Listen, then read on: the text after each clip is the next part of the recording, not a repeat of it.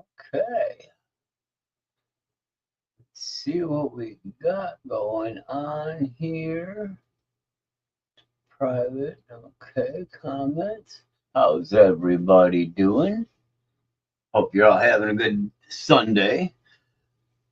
Got done with most of the stuff. I still got a few of my Sunday chores to get done, but I'm going to take a little bit of time now and try to do a couple things I haven't exactly been able to conquer. I can solder. Newer stuff's a little trickier. I always use Weller soldering stations.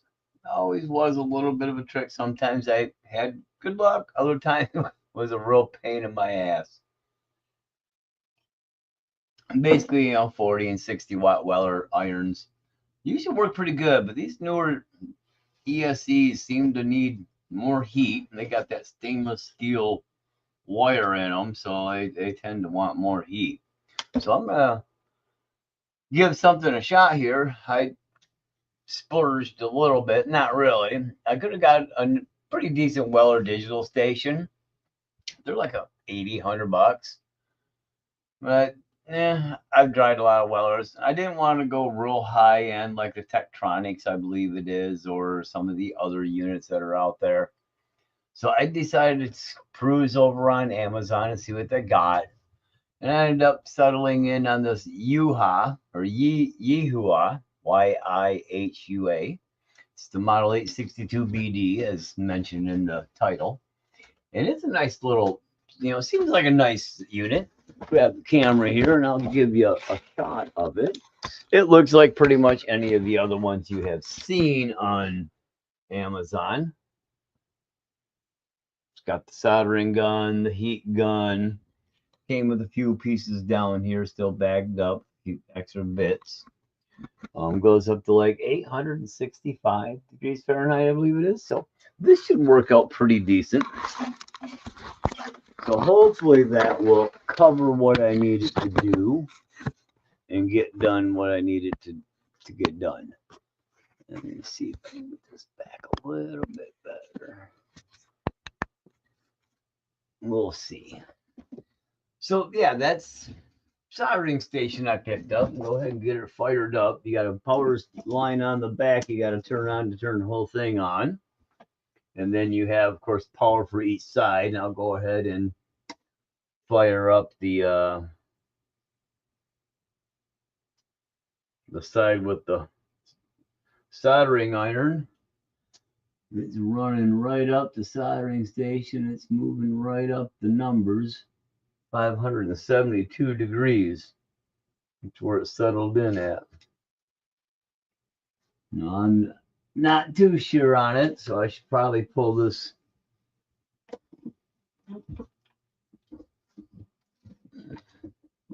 Try to pull this manual out. Take a quick read in it. It's at 572 degrees, just rolled up there. Well, I don't know if it's that hot yet already. We'll see. Let me take a quick peek at this manual.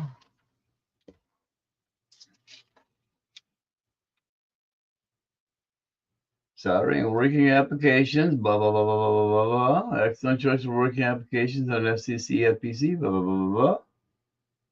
Shrinking, drying, paint removal, adhesive removal, defrosting, preheating, soldering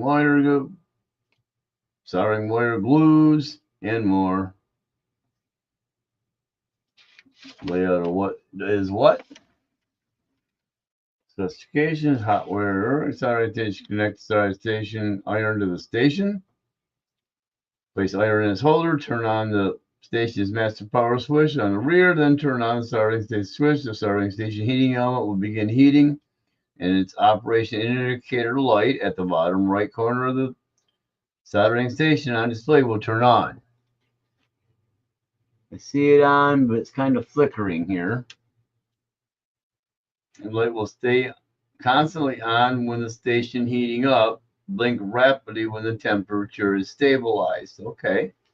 And be turned off when the station cooling. Begin your operation once the soldering station indicator is blinking rapidly to indicate the temperature stabilization. Caution upon the first use of the soldering iron tip. Set the temperature to 250 degrees / 482 Fahrenheit when the iron is just hot enough to melt solder. Coat the soldering tip with a fresh layer of solder. Use rosin core solder as recommended, or the use of rosin core solder is recommended. Then set the temperature to the desired value. So let me go ahead and turn the temperature down to this, what do they say, 482. I'm sure that ain't going to make that big of a difference.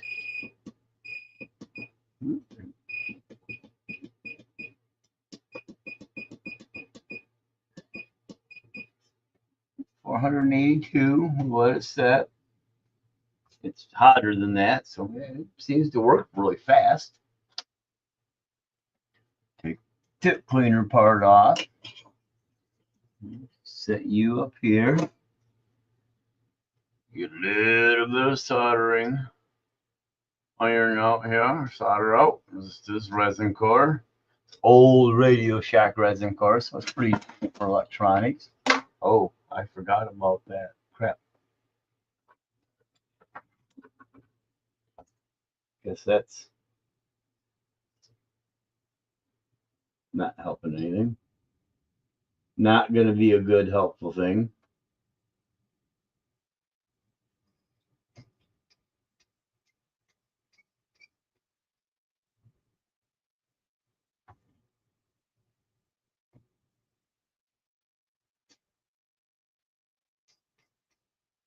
So she's smoking. Whoopsie.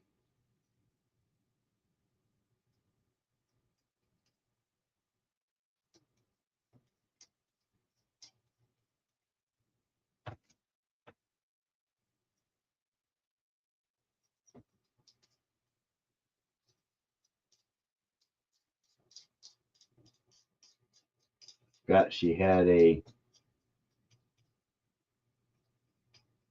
silicone cover on it. I forgot to take it off. She got a little melty.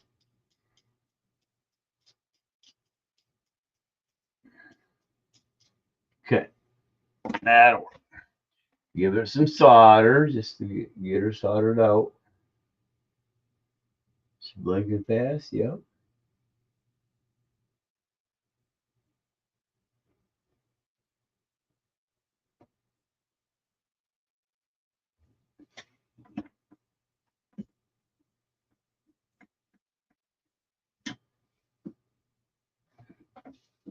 Trying to get her to go here.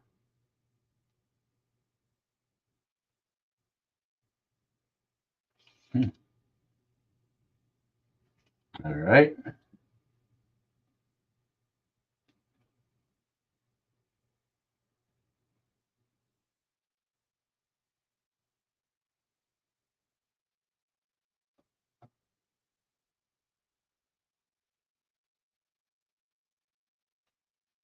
A little bit of solder on there.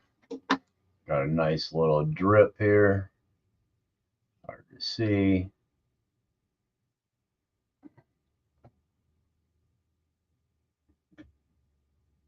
All right, now. Indicate around when the operator please, a damp sponge or metal wool ball. Clean the soldering tip, tin the soldering tip. The new layer of solder, and put solder back on a hider and turn off with the power switch. If the station is not in use for an extended period of time, be off master power switch located in the rear of the station and disconnect the power cord.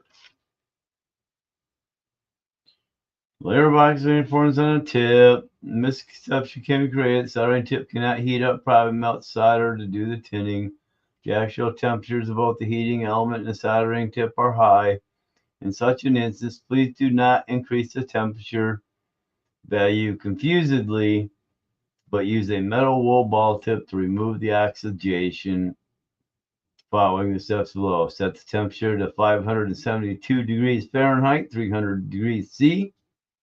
Once temperature stabilizes, gently rub the soldering iron tip inside the metal wool ball. When the oxidation is partially removed, continue applying solder to the soldering tip while rubbing it and the tip is completely coated with solder. If the tip is too severely oxidized beyond cleaning, replace with a new one.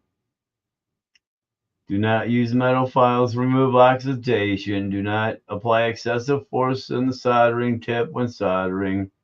When placing a soldering iron back in the holder after idle, for a high temperature operation, adjust temperature to 260 or 482 below for idling. After every operation, always clean the soldering iron tip and then tin it with a layer of solder to prevent oxidation. There you go. Pretty simple stuff, pretty basic, but it's always good to read the manual. Let me see if I can.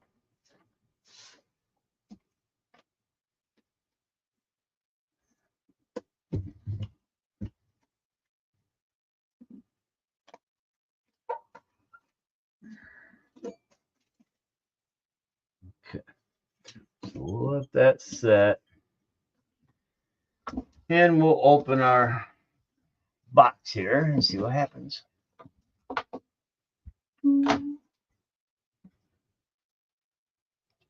So this is the Hobbywing AXE R3 ESC.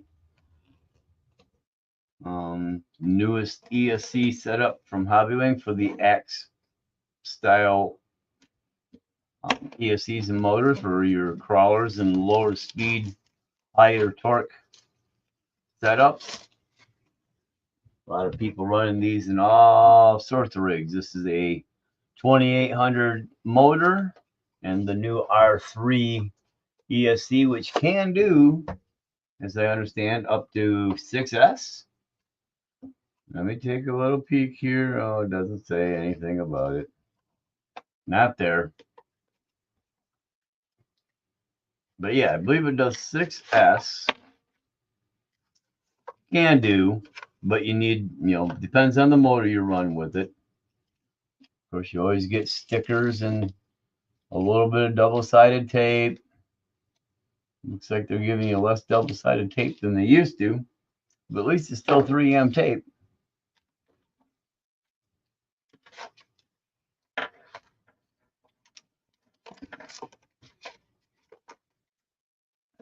Got a big old, even bigger on-off button. Wow. That sucker's getting pretty good size. Lot of motor wire. Lots of motor wire or battery lead wire. That could probably be cut down a few miles. What we got here? 2 to 6S LiPo. So we got a receiver wire. I'm gonna have to read through this. I'm not even sure what these are. These other two. It's a little new. I know they got some other options, but let's take a quick peek. See what it says.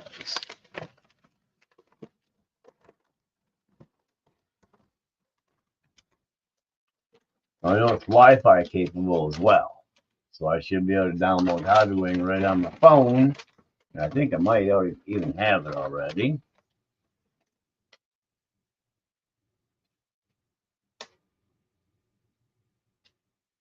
White signal, yellow signal, okay.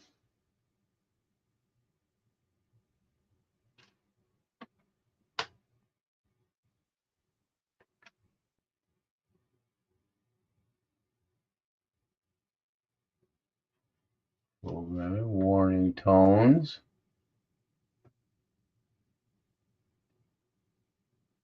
Oh, Bluetooth, not Wi-Fi, Bluetooth for smartphone, my bad.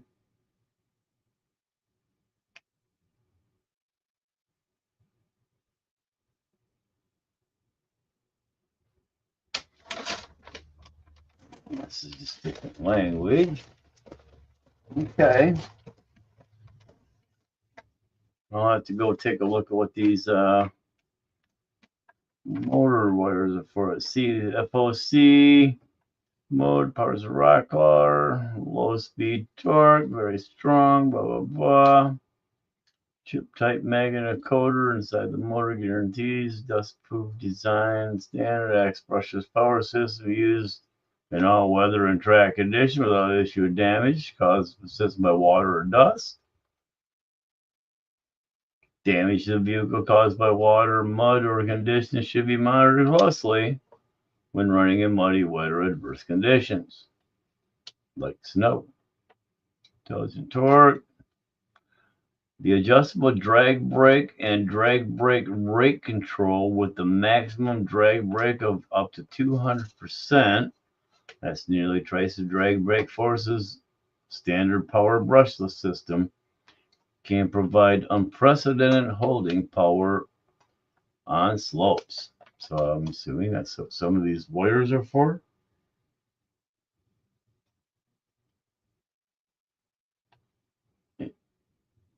Drag brake and drag brake rate control. So maybe there's two of them. That's maybe what they are. Maybe it's the drag brake setting and then the rate control setting. You can probably load right in and adjust on a channel. Intuitive built-in Bluetooth connectivity allows you to set and read ESC and update firmware smartphone. Installed with the Link app. Multiple protections, low voltage cutoff, thermal, fail-safe throttle, signal loss, motor lock, and battery reversal. Motor connections, A, B's, and C's. That's a given. Okay. Nothing out of the ordinary in this.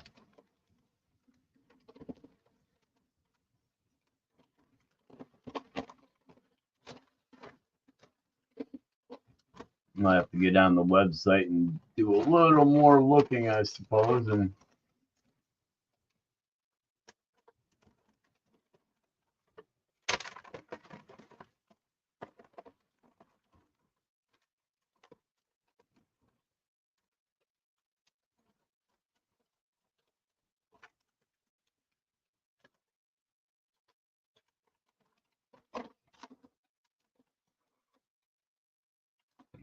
okay, coming now.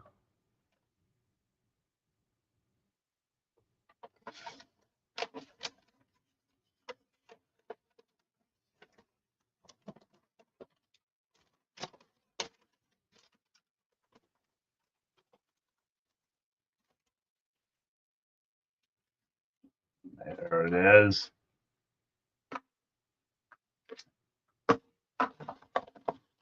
You can go back in there. You can go back in there.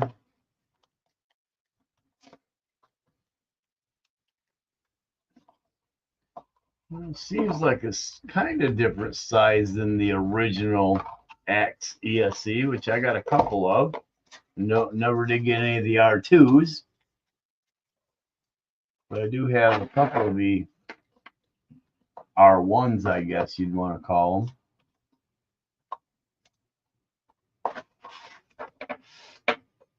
Okay, we'll put you here, you up here, just for shits and giggles. So, when you're doing soldering motors and you're soldering censored motors to censored ESCs, you notice you got A, B, and C, and it matters. A wire from the motor must go to A, B wire must go to B, and C wire must go to C.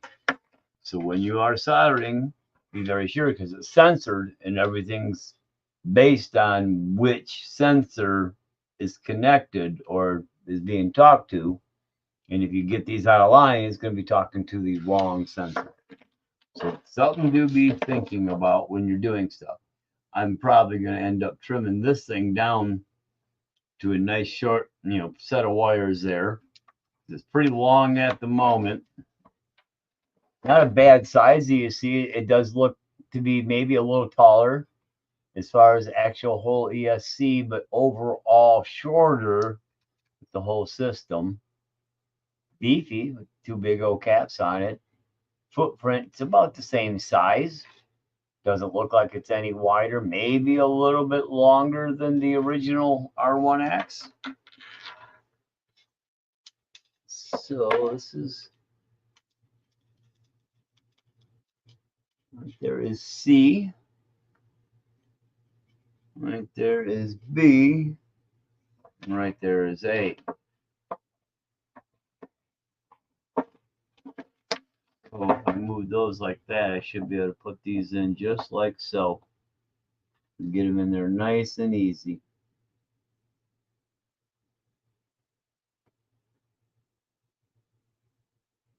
Okay. Guess I'll pre-tin my wires a little bit. We'll see how this baby works. So go ahead and take it back up to about 550. Yeah. We'll take it up to 575. See how that does. That should do a little better.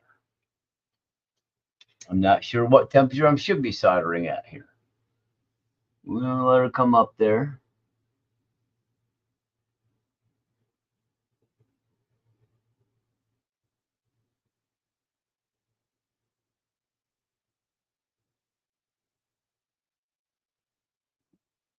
So it's working pretty good.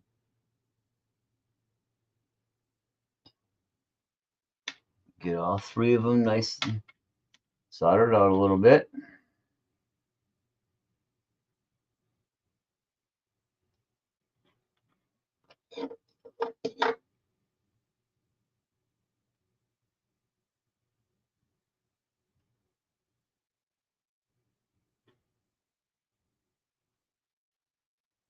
Hopefully this thing works really well. I'm tired of kind of fighting with the soldering stuff a little bit. That looks good. Third one here. More solder on the end.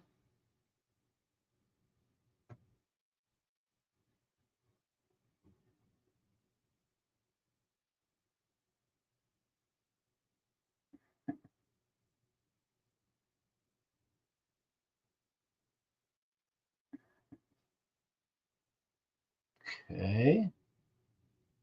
Looking good there. Nice bit of solder on it. Not too much, not too little. Okay. Go ahead and tin up my pots on the ESC.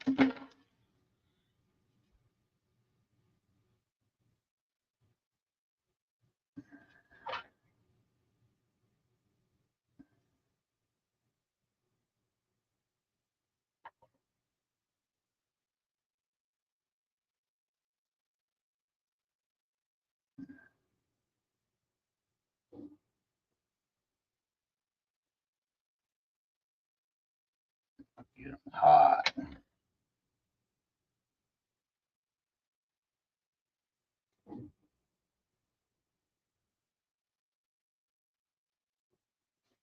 Okay, we'll need a little bit more heat here.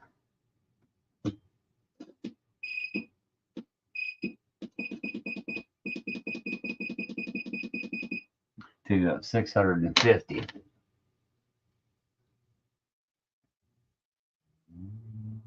There it goes. It says it's up there. That's pretty quick acting, boy. Let's see. Oh yeah, it's melting.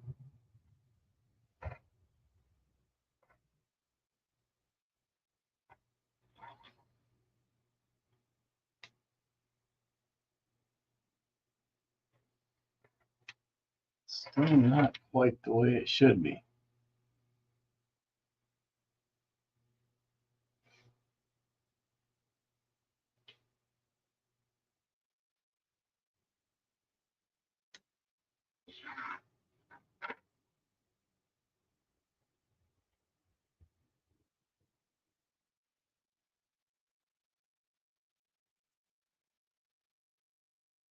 Come on now.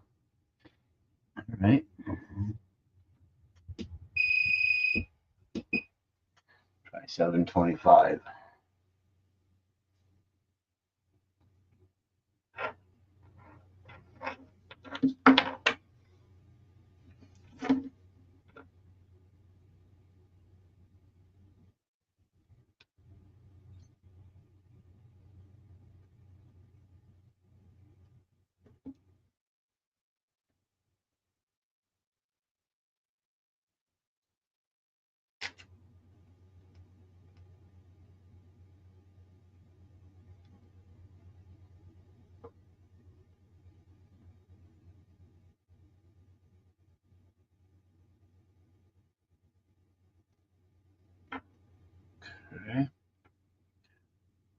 battery good and full.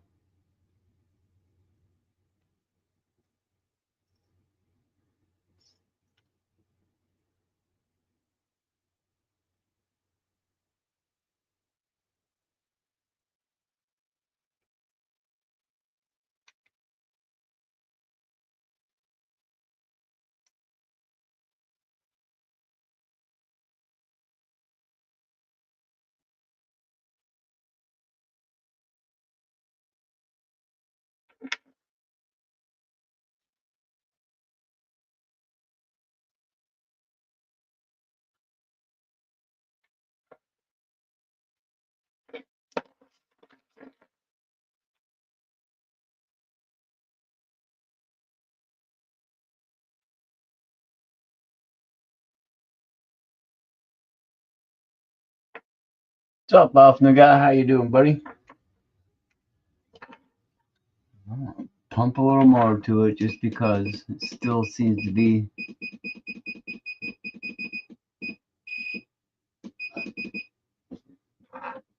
there, but not quite still. Trying my hand at getting better at soldering here.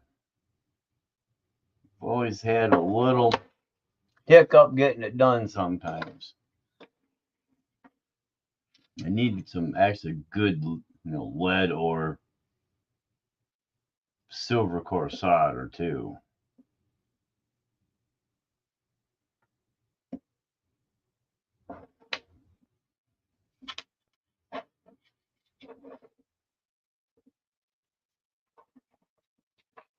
Let's see what I can do. If I just kind of get that set right.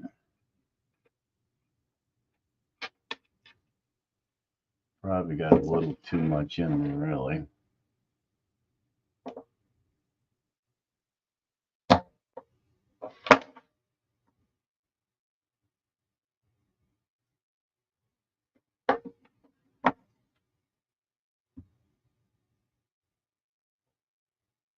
Come on, baby.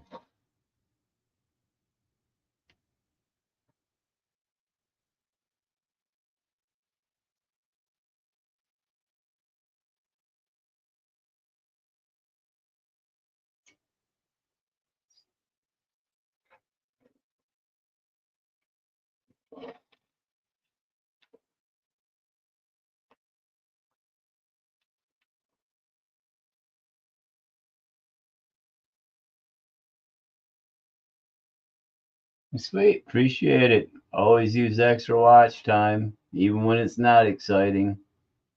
Probably the best time to get it.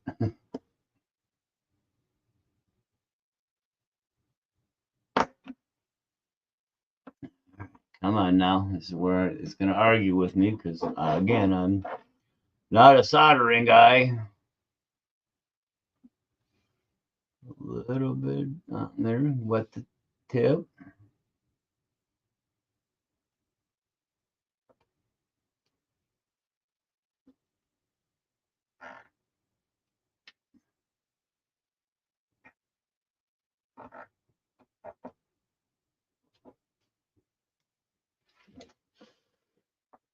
That got it. A or C. Move you out of the way.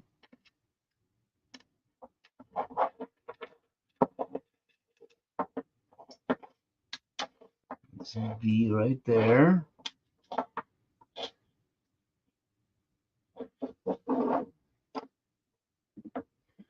So that one looked like it went in pretty decent that time.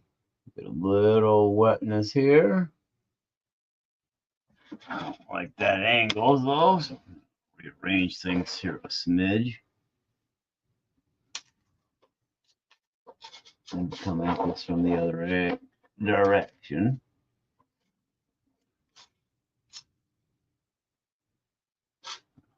Drop a bit. Get her in there. Better position.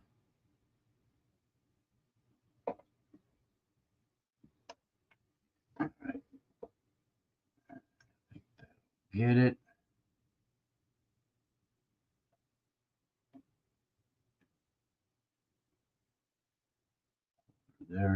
Everything gets hot. She seats in. Oh, there we go. There it's going.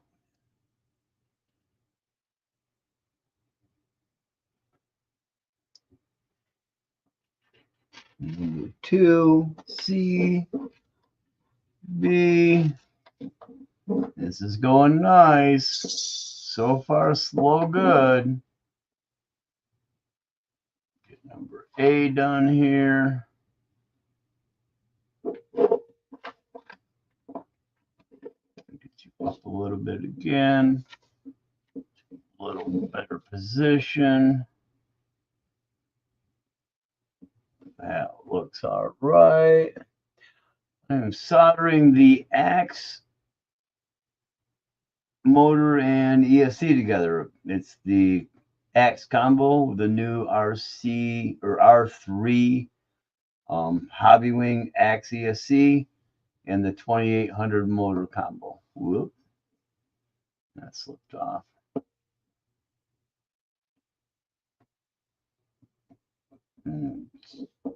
I'm not a prolific solderer. I've been using a Weller soldering gun for a lot of years and decided it was time to try something different because I've been having some quirks and issues. Getting everything in the right place is kind of one of them. Sometimes I need some helping hands, which will be here tomorrow, but they ain't here today. That went in there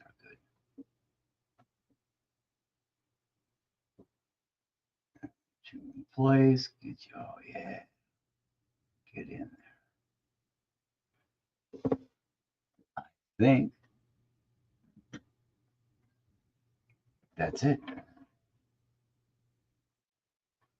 Oh, those all feel good and solid. Now let's take a look at this long ass wire here, which we don't need.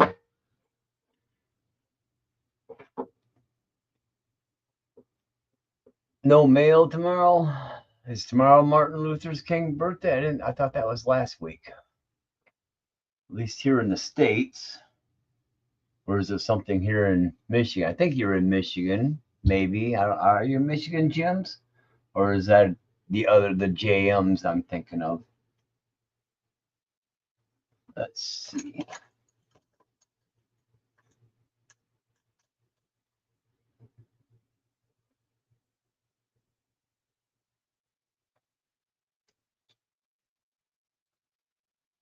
Might not be getting mail, but Amazon will be delivering tomorrow.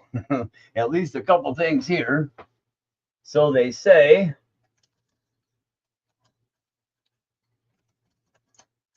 If everything solders as easy as that, I liked it. Okay, Tennessee. I didn't think you were in Michigan. Turn it back down. I'm not using it for the moment, as it suggested.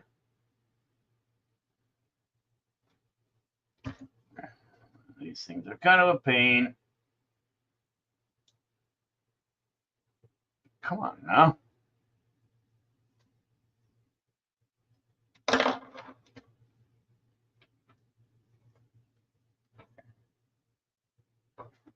Right on. What you got coming in? Or are you talking real one-to-one? If you got a one-to-one coming in the mail, that's going to be some UPS charge.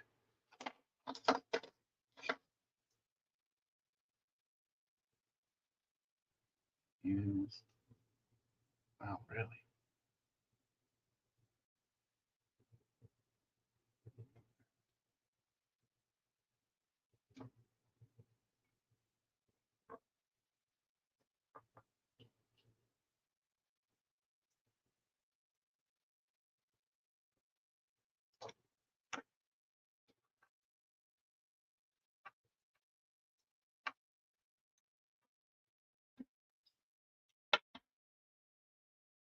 Holy cow, I've never had a problem getting into these things like this. Creepers, what a pain in the arse. I'll take it up though.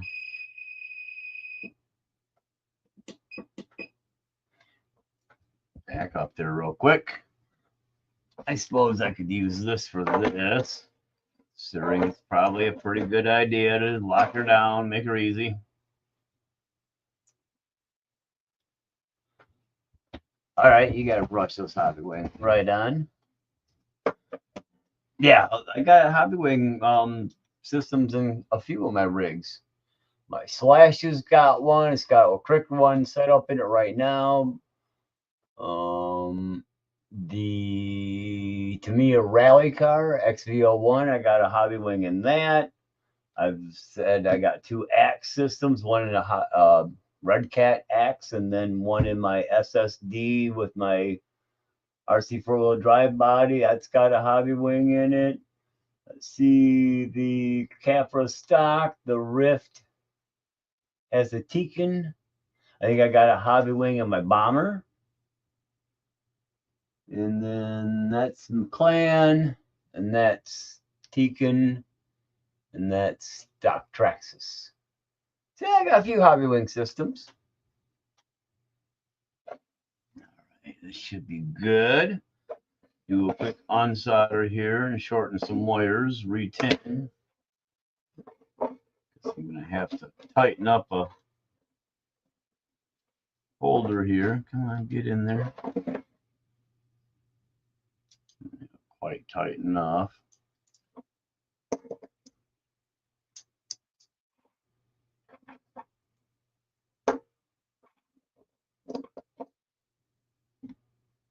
XT90, that's XT9. These are XT60. I don't think that gonna fit in there. Okay, there we go. I guess it does. Shows you what I know.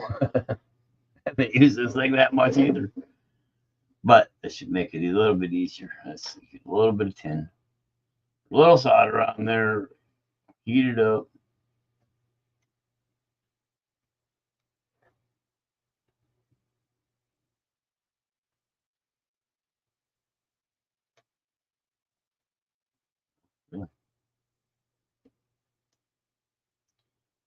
Coming now. There she's coming. Starting to get a little heat in her.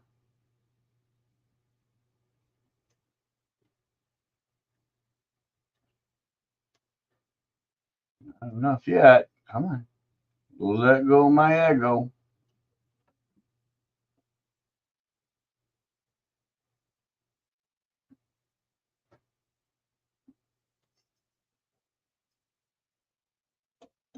Wow.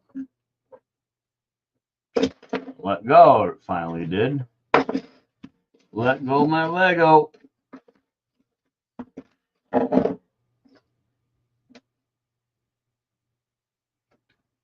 Little spot. I mean, these stainless steel wires, you got to put so much heat into them to get them hot enough to actually start desoldering all the way. You just suck heat out of everything very quickly.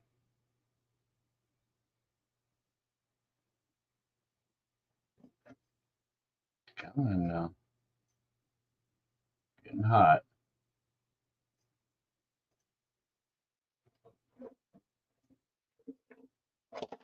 Damn it.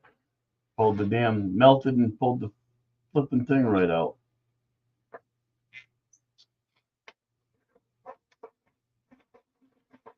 Come on. Sucker. Let's see if I can stuff it back in. Hold.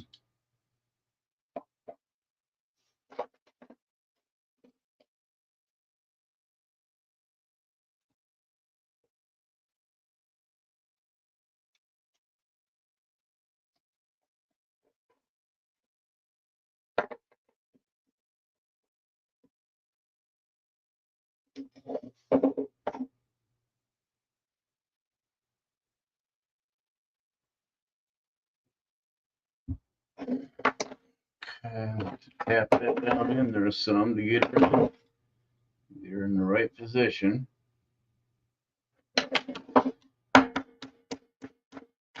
There we go. All right. Take these suckers down half a mile. About that's good. That's about what, 1, 2, 3, 4.5, 4 3/4 inches.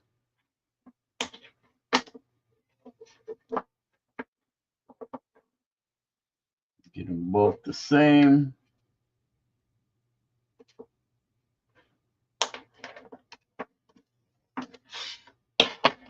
Strip a little silicone.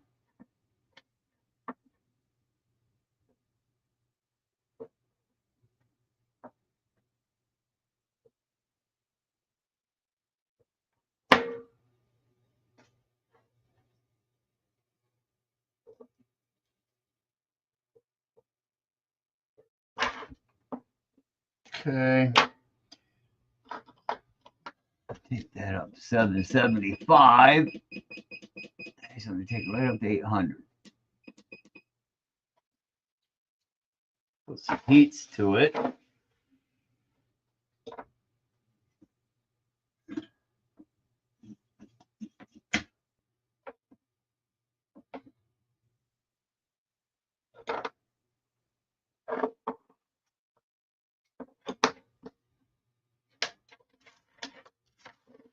Move you out of the way.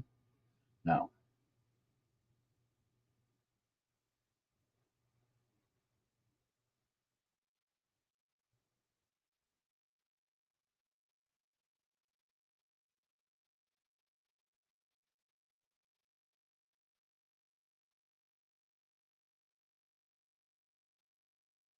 this wire nice and wet.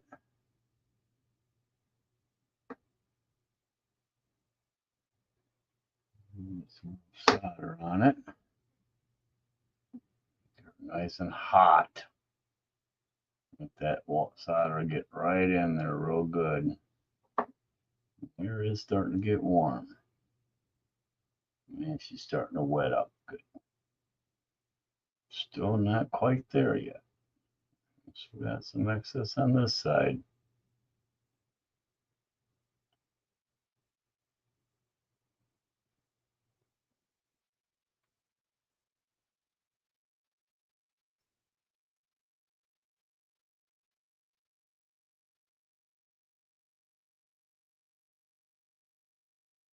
There we go. Now she's wetting up real good. Way around. Okay, there's negative. Wet up this hot side. Wire is a little warm.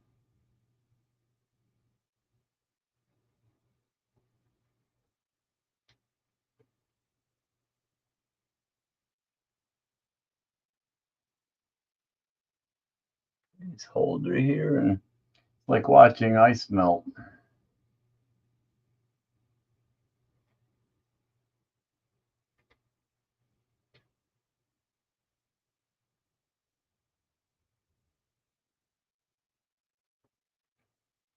Getting a little hot.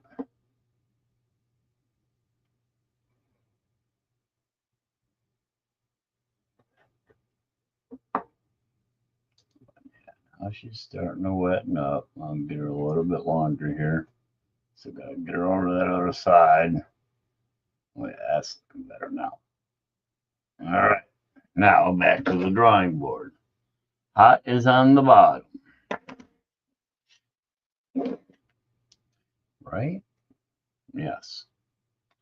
Let's see, yeah. Double check my logo. Hot on the flat, which is that side right there. So, take a little bit of solder, dab it there, connector in, run our gun up to it, get everything good and hot. This slips around a little better.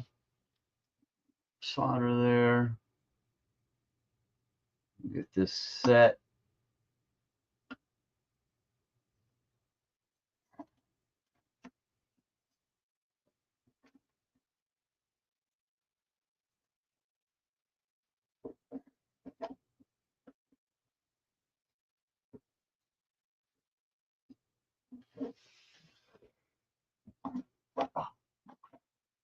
Hold it up. It's a little warm. Probably gonna have to grab my pliers here and start holding on to it a little bit. Actually, it looks like I could use a little more solder. Could just be the way it looks. It's just the way it looks. Right.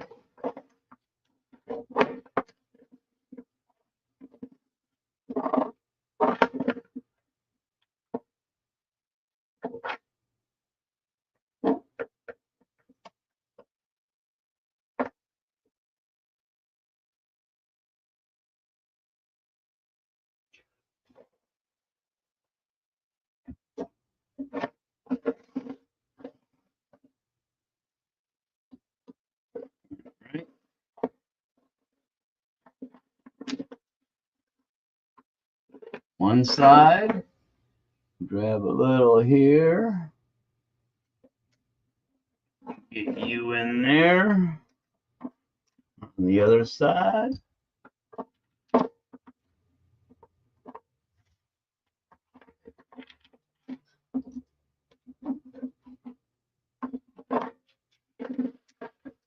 still a little tricky to get things in the right place.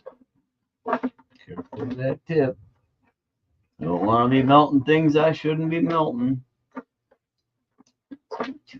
Too close to it. Let's see. Can I get it this way?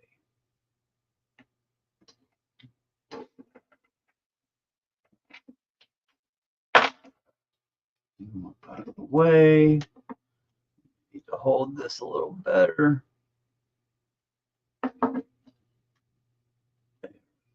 She's going.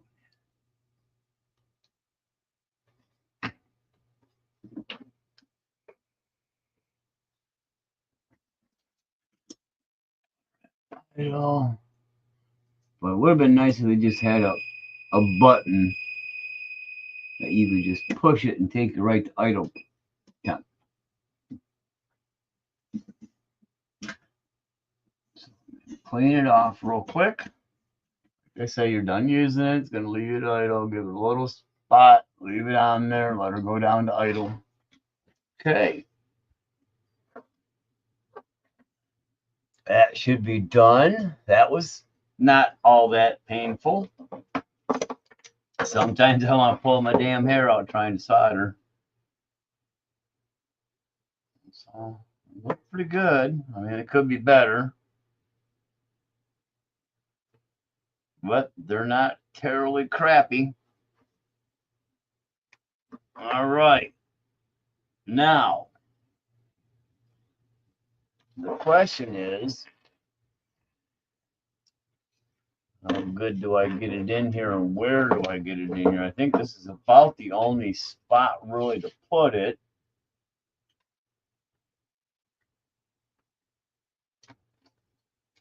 Make sure my wires are all right. C, a B, an A. So let me give her some bind up and wind up just to help keep them controlled. So if this goes in there,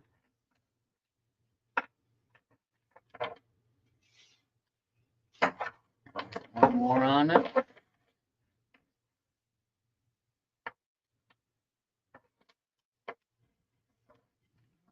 Two mesh. Two might be 2.5, probably going to be good. 3/4. That goes across. That.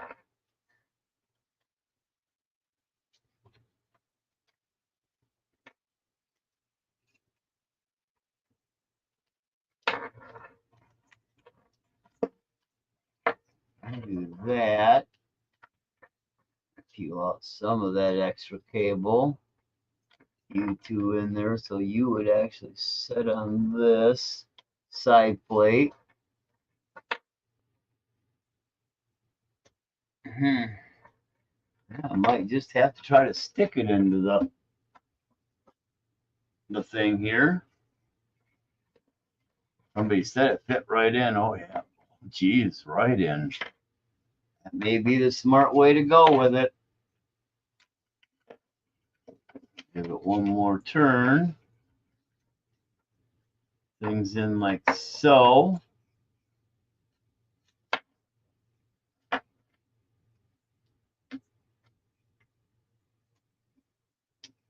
Let's see. There's even room there for the receiver.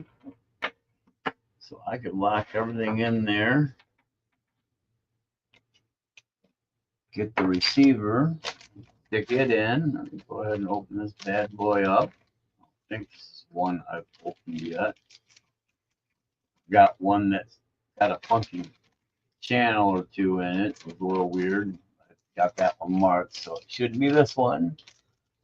Actually, this one that I've already opened up. Yeah, glitchy. Mr. Glitch. Radio Link. They did say send it back.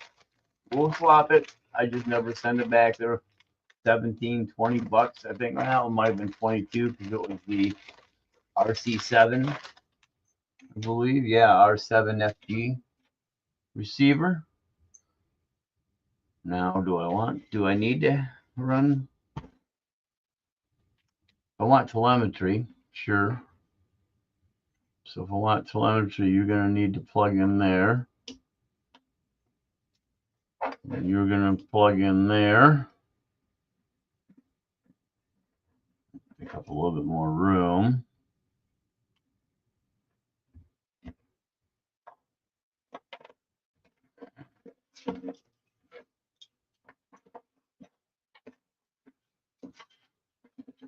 Now I think I probably should run this underneath.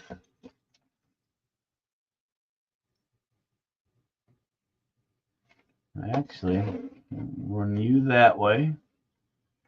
Go ahead and trying to readjust things. I'm probably going to end up having to take this cage off. Hope you guys kind of see what I'm doing.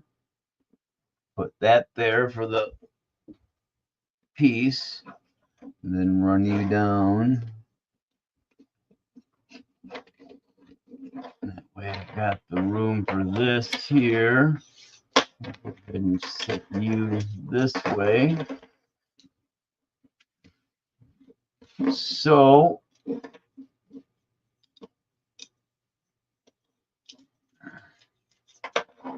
RX is 1 to burn and 2 to turn.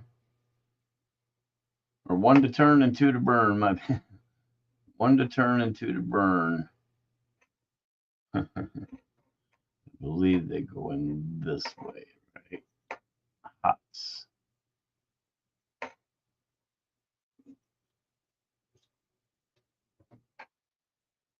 Okay, negative to the outside. So I believe that's going to go like this, and channel 1 to turn and 2 to burn. So channel 2.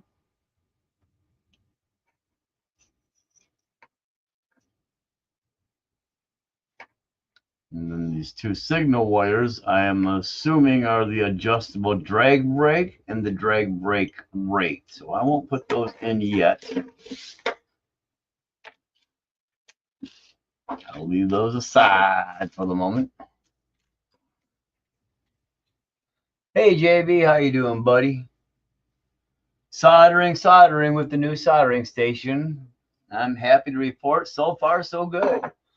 It was a 3-wire success. Actually a 5-wire success because I shortened up the battery lead. And it was that much longer. Quite a bit, 5 inches or 6 inches. I had a long ass battery lead on it so I can get in some of these bigger rigs, I guess. So far, so good. I like the new soldering station for $100. It was $119. I bought it yesterday at about 10 a.m., maybe 10:30 on Amazon. Put it in my cart, checked out. But when I put it in my cart, and maybe there, if you guys actually need a soldering station, they got quite a few of these YIHUAs, YIHUA, YIHUA, 862s, 865s, higher ones. They've got some $200, $300, $400 soldering stations. This one was $119 with the air gun, but it had a $17 discount on it as well. So I think I got it for basically less than $103. Free shipping, had to pay tax, of course. It was Amazon. Take a quick look.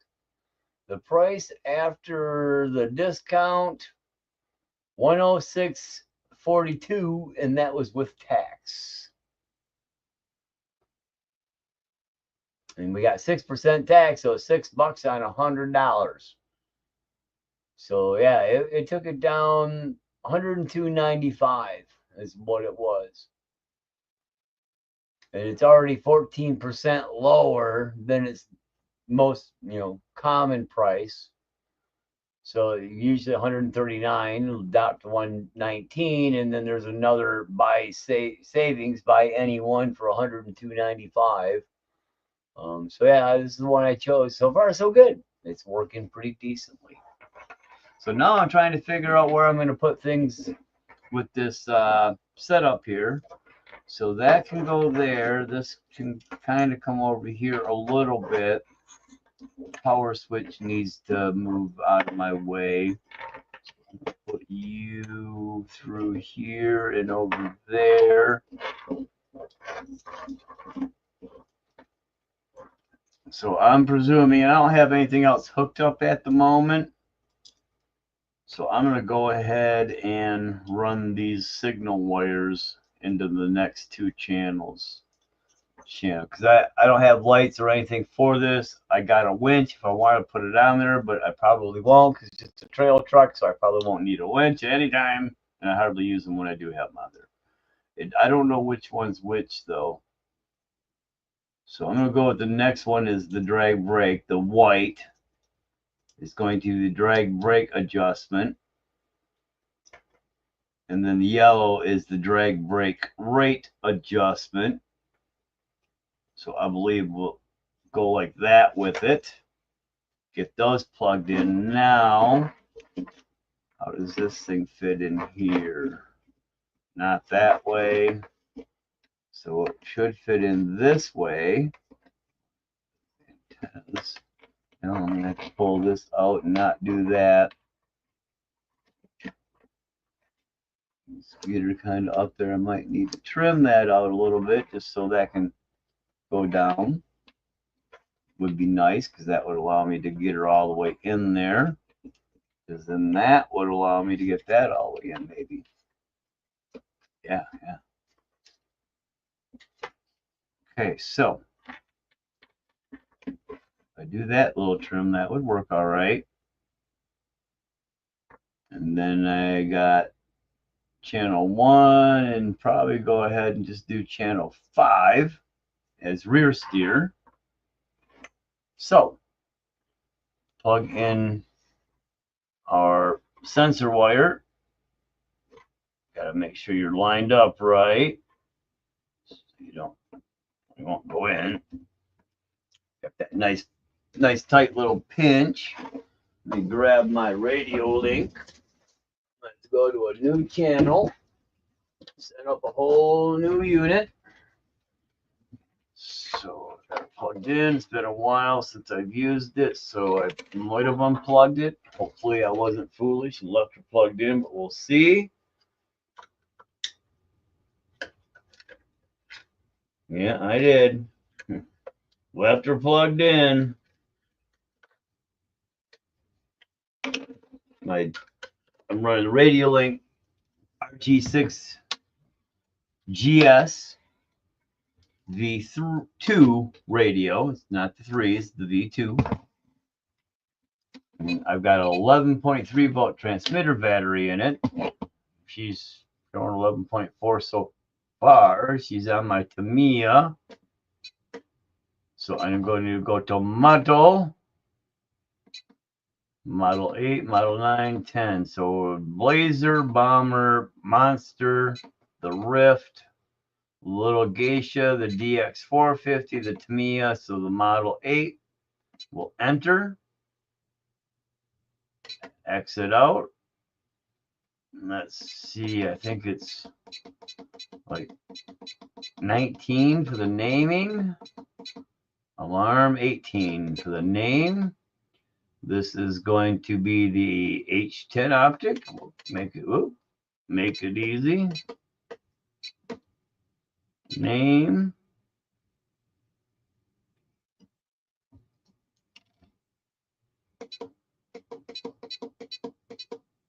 H.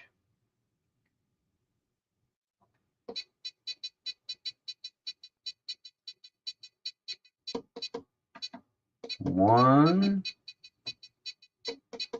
10.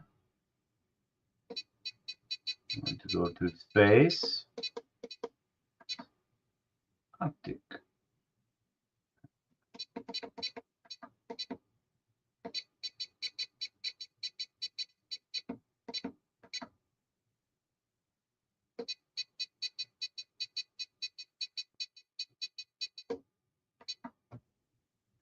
All right.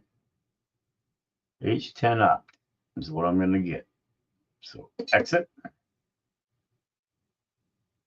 You say alarm.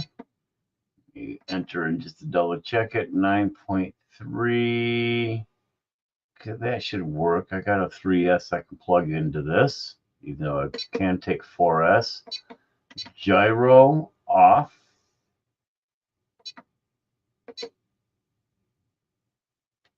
Exit. Fail safes I don't really need. Idle speed reset. So language, model, EPAs, steering, throttle, steering speed, ABS, sub trim, everything zeroed, reverse, everything zeroed. Oh, that was sub trim still. Whoop. Exit, exit, reverse. Okay, everything's set normal.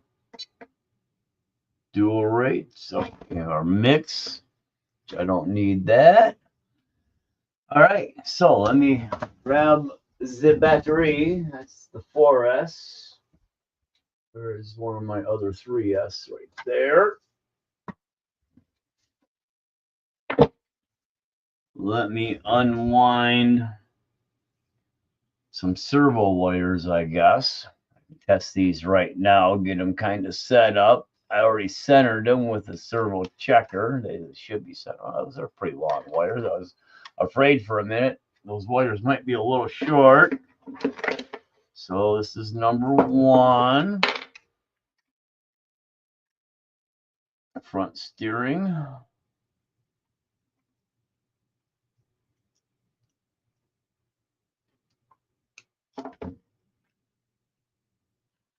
Right.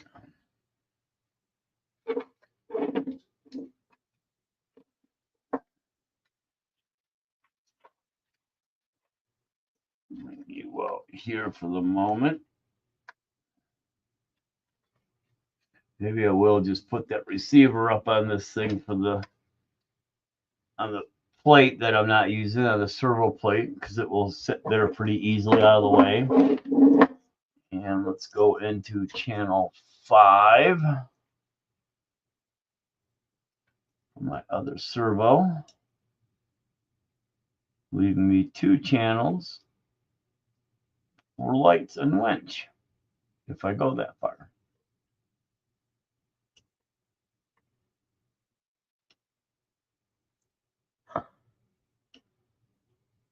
All right, so that should wire the CF for now. Go ahead and move you. Now I'm going to need something to have it setting on, I think. Just keep it up off the ground and not running on it. All right, let's see. If I did everything right, there should be no magic smokes. Exit, exit, exit, exit. Back to the home screen. H10 Opt. Let's do our fire up and let's see what I did.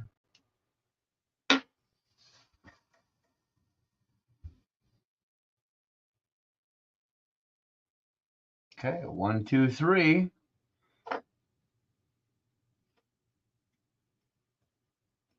Oh, that's right. I got to bind. Got to bind.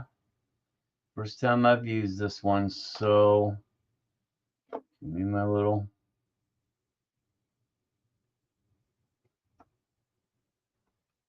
Let's see, that other little screwdriver works a little better to get in there.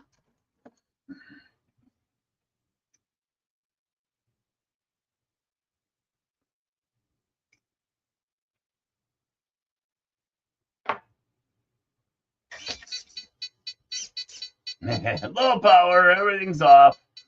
All right, let me shut you off.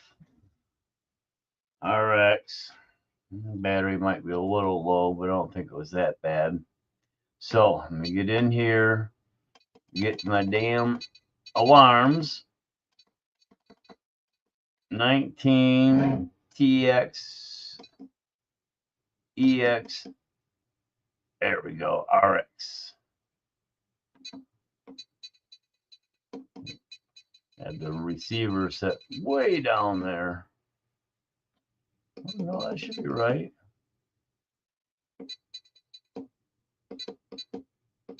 Six volt on the receiver should be good.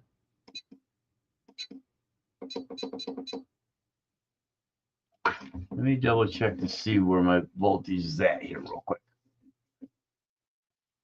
Come on now. Lego, my Lego. Just to make sure she is up there. She should be all right.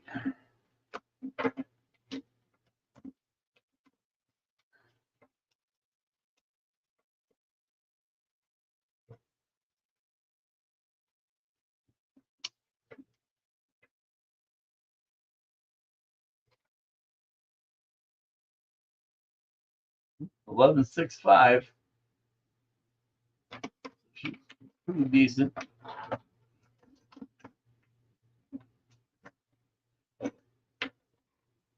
So I may have to think with that a minute to get it right. And then I'm going to have to exit, go up to EPAs. Nope. Lmao, EPA, steering, exposed, speed, ABS, sub trim. Okay, so I had her, I thought, set up in a good spot. So let me take off this servo horn for the rear steer. Adjust this. That's got to come on.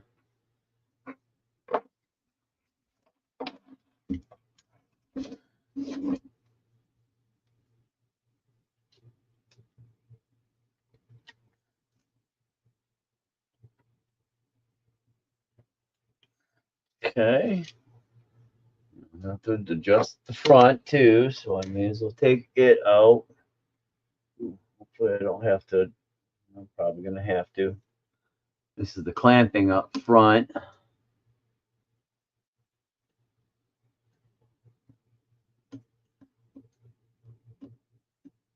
I might have to undo a few more screws to get this one off.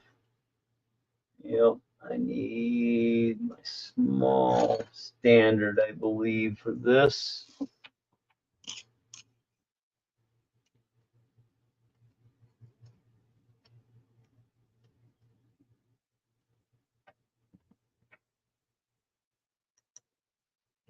Okay. She is for smaller metric.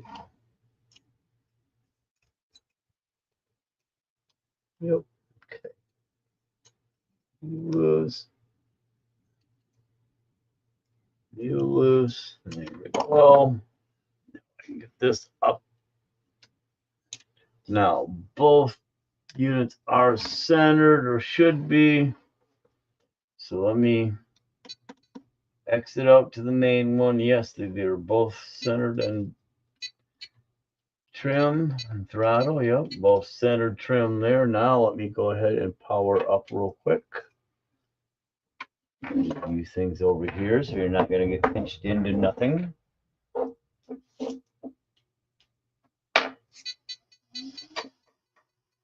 Okay, so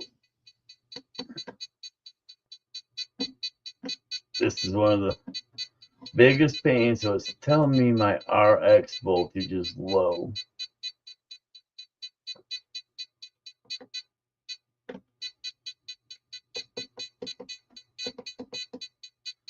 Why it's beeping, it's thing, the radio does got that quirk. When it's beeping, it's in a pain in the butt spot.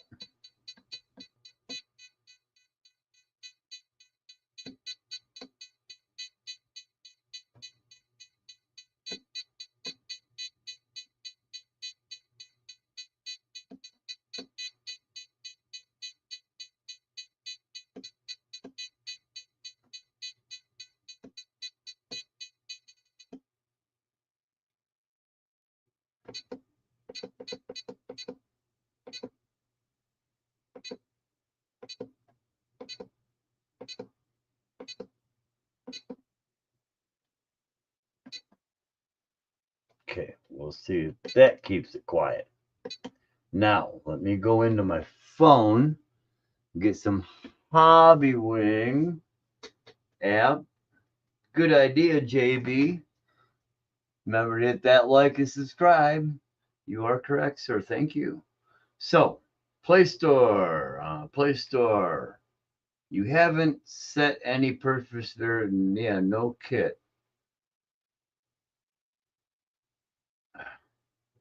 Use password. I'm not using biometrics.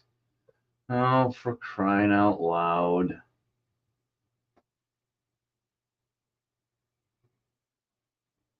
Oh, okay. I see. I gotta set a password.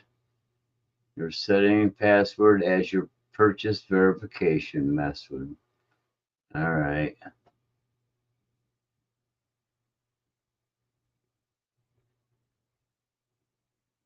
Oh, it actually does have to be correct. Okay, give me a minute here. What a pain in the ass. I wonder if I can just fucking Play Store. Excuse my French, I don't know German. Let's go to Hobbywing.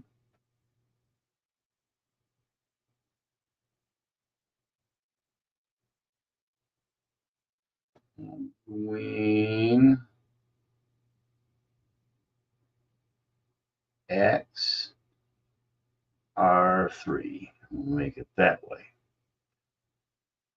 Look at our C tower aiming. Hobbywing North America AXE RC. Let's just come over here because they're not going to have a bunch of crap in the area to download their stuff here.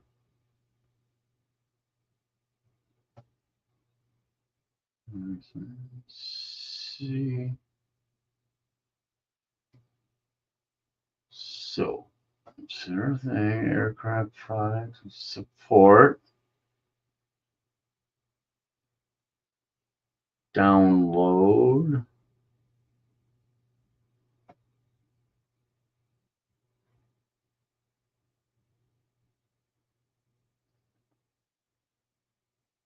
USB link for air for cars, ESCs.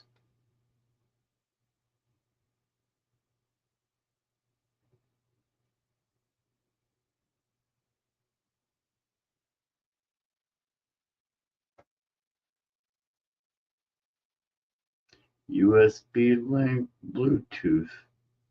Actually, I don't even know that I need to do that. It's Bluetooth. So if I come in to my settings, Try a new lock screen, internet connected devices, Bluetooth.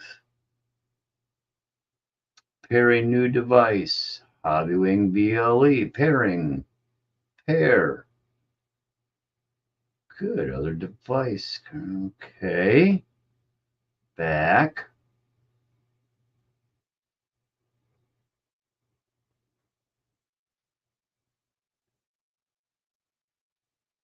So minimize, I think I still got to get the Hobbywing stuff, but I might have it. Let me take a look. Here we go, Hobbywing link. I've used it. Wi-Fi Smart Link. Wi-Fi Bluetooth. Use the Bluetooth module connection. Okay. I'm probably going to have to update this.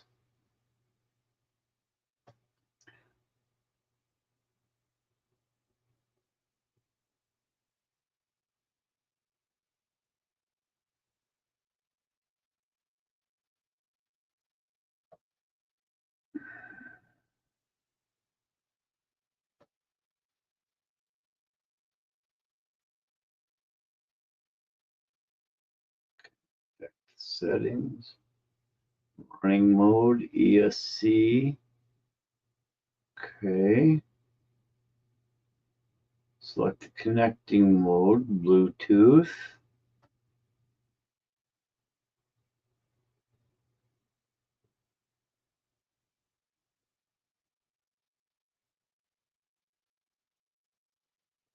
I gotta double check this. I'm not quite sure. So let's see what we got in the help. Wi-Fi app. Yeah, maybe I can't use this because this is the Wi-Fi app. I don't know. Wouldn't think so. Firmware upgrade. Click firmware upgrade icon. All right, so let me do that.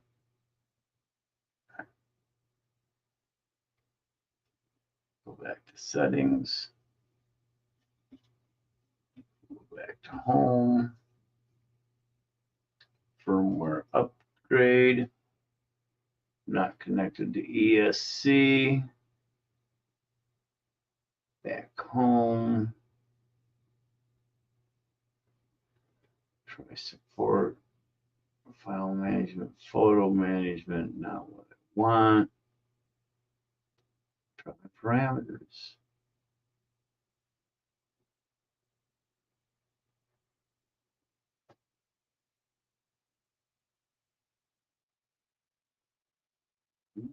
Doesn't.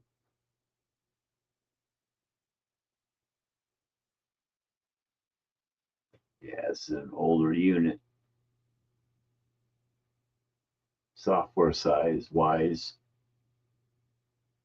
Okay. So, if you want to exit, yes. Come back to the Hobbywing. So, download. What's new? Fix bugs on software.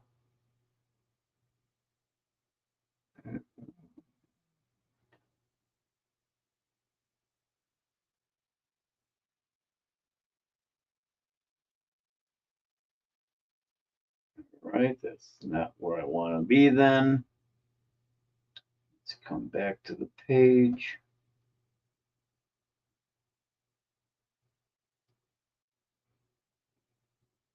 Learn more about the system.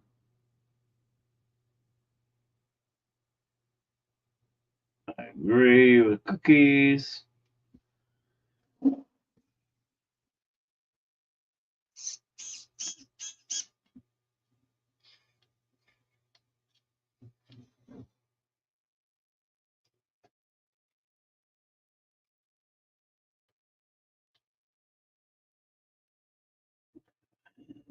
There, assign that to channel 5. Okay. It doesn't say here, does it?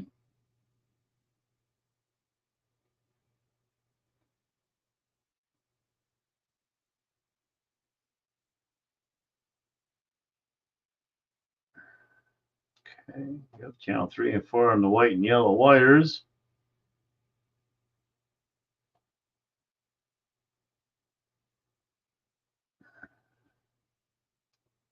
Smart fan.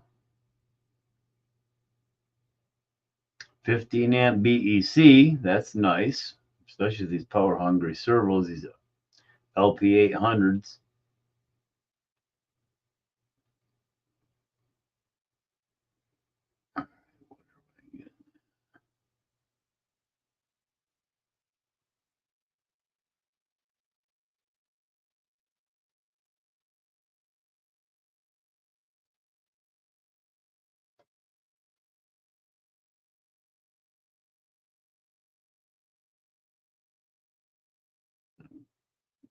Download.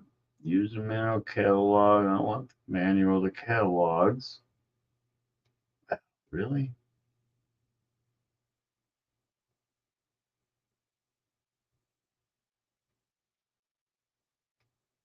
It's okay, let's do a Hobbywing. Let's search for Bluetooth.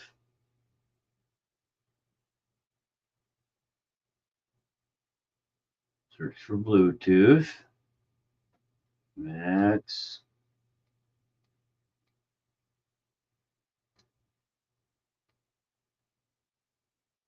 I do have a tuner I could plug in. I might do that.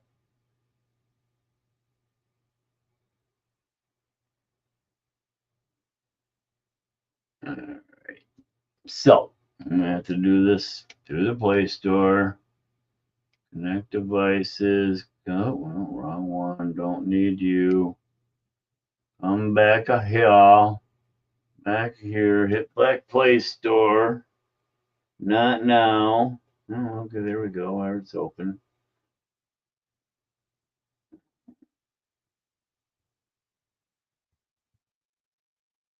Back. Where do I find my apps? What the hell's the search button on this damn thing?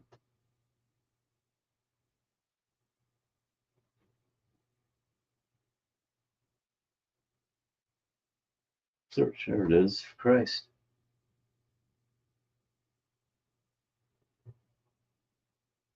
Let's search for Hobbywing. V-Link 2. That's where we need to be. So while that's doing, now I can put this back on.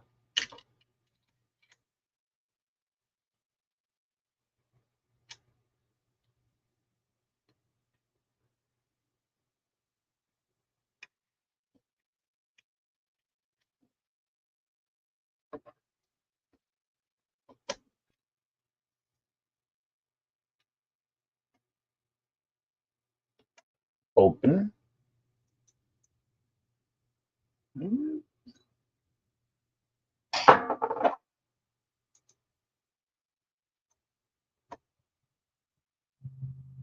Okay. I'm going to go ahead and power that off, because I don't need to do much of it right now. Actually, I'm not sure that that's centered. I got to set that up. Now I'm thinking about it. This one is, for sure.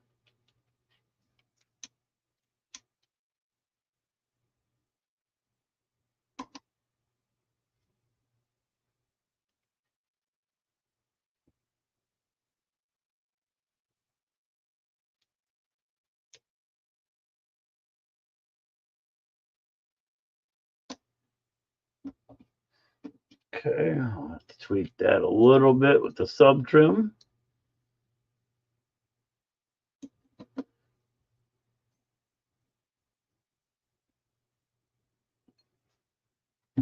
Peel you back off. In there.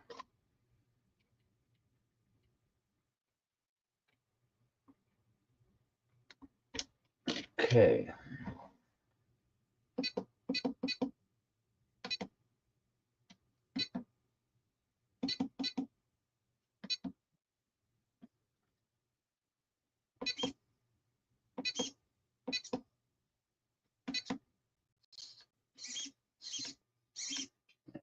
want.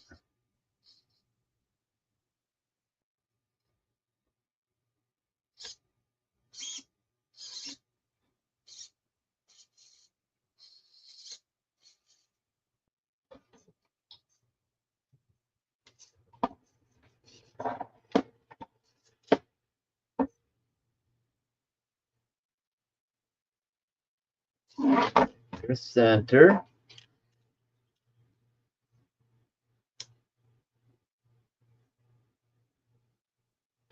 Bluetooth.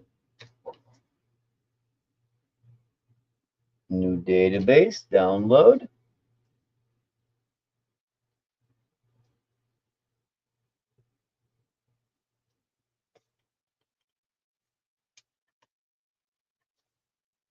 Go. Have to do a little tweak on that. Download successful. I agree.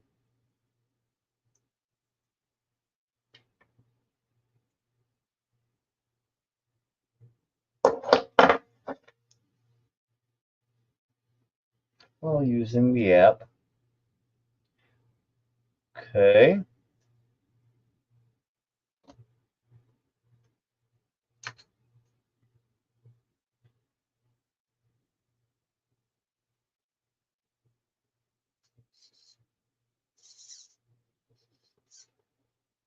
Get pretty good full travel out of it. Looks pretty good.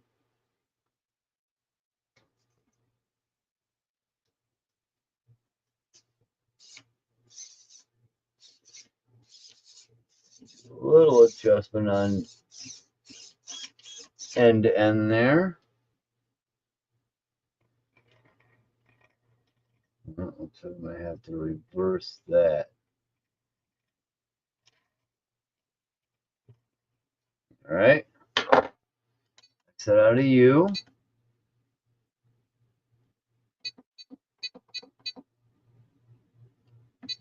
$12.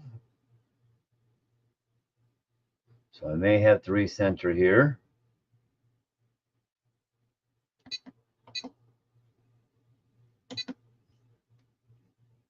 Whoop, that's wrong.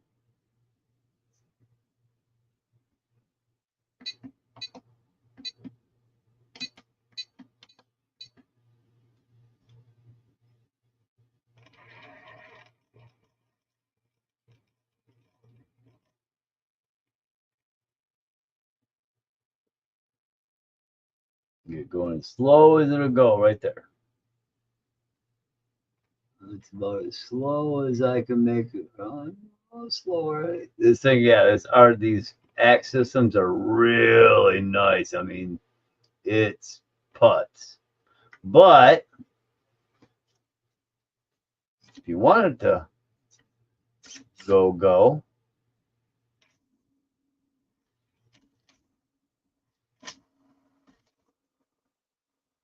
they actually have some timing you can put into them. So let me move up one more, hit sub trim, steering. Sub trim's got to be trimmed a little bit.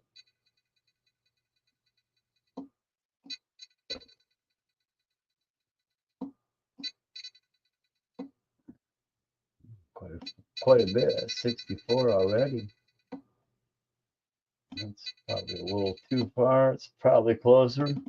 Take her to 75 and see how that works. We'll go to channel 5.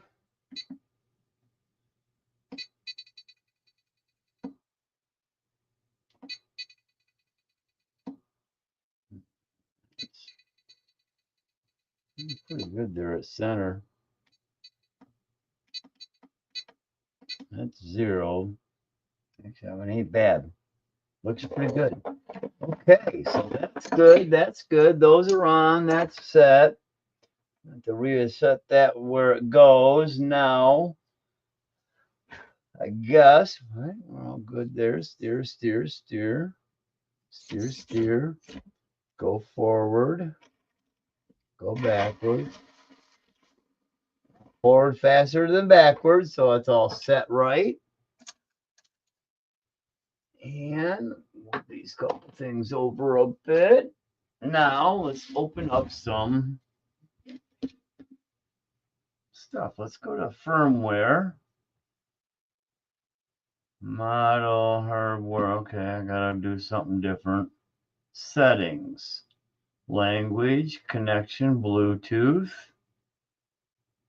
Setting of the Bluetooth module. Modify the name, modify the password. About.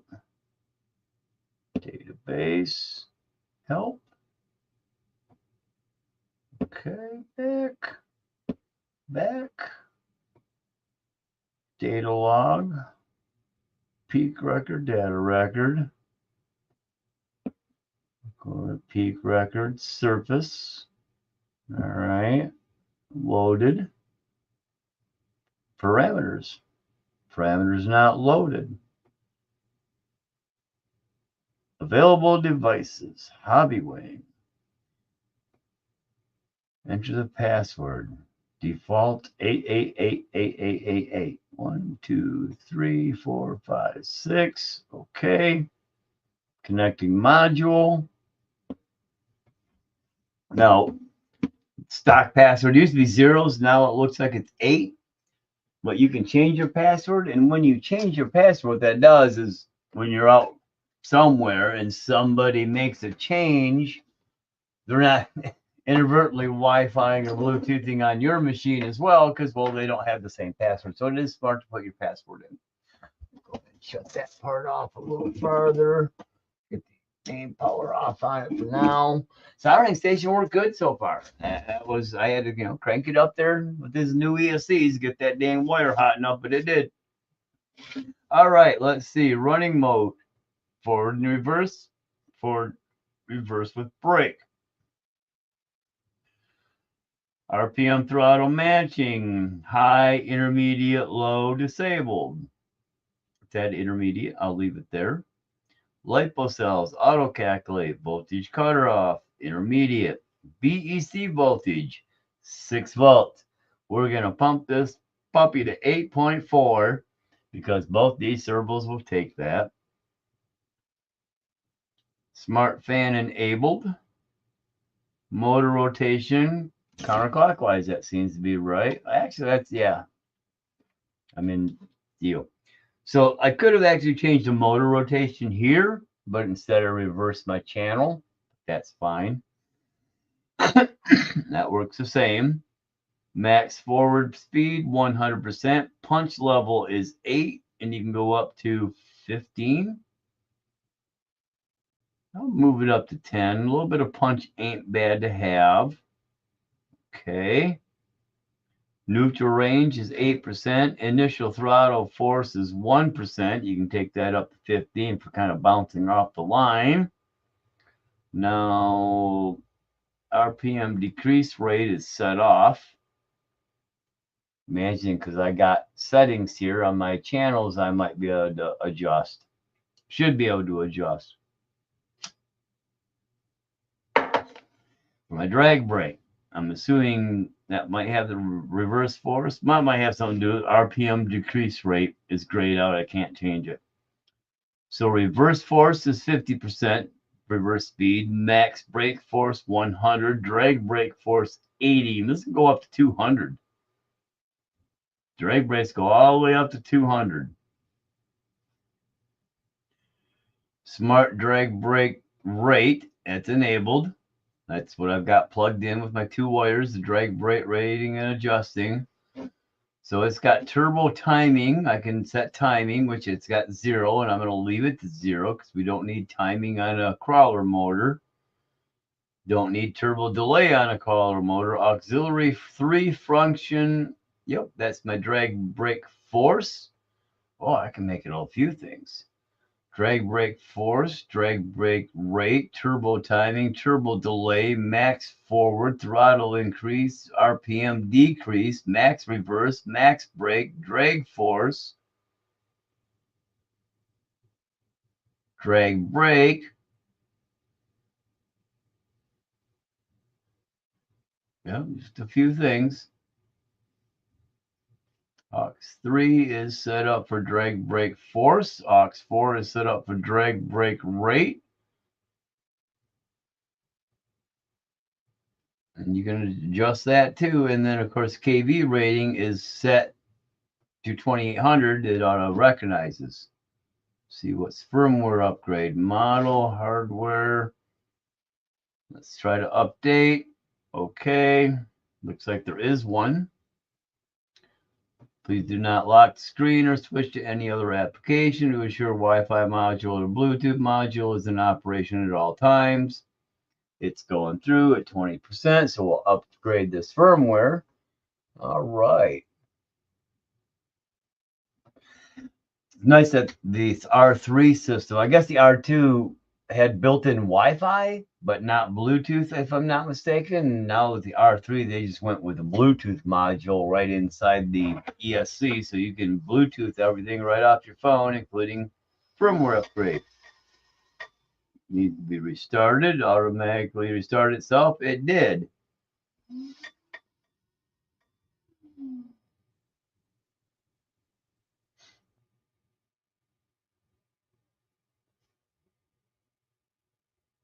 Available devices, Hobbywing, connecting module.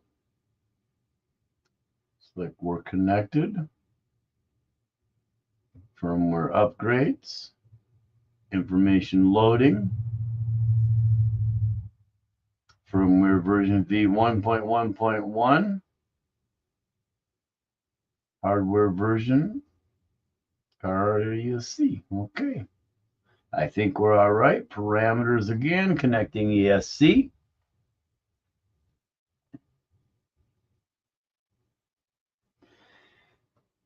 No, I didn't save those last ones. I should have. I'm just waiting for me to. I don't think so. No, just in power mode. Okay, so let me double check things. Running mode, yep. Throttle matching, intermediate. Oh yeah, it didn't save it, so I got to reset things. 8.4 voltage cutoff is good. Intermediate motor rotation, that was good. Punch level, I'm going to pump up to 10. Just for a little bit more punch off the line. Neutral range is good. Initial throttle force is good. Max reverse, max brake, drag brake. Enable drag brake at level is 8. I'm going to take away, it goes up to 15, so I'll take it up to 12. Always good to have a little extra drag brake. No turbo timing, no seconds, force start. Okay, save. Are you sure you want to save them? Yep, save them. Save successfully.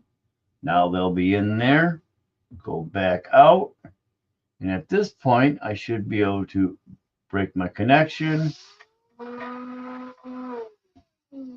Come out.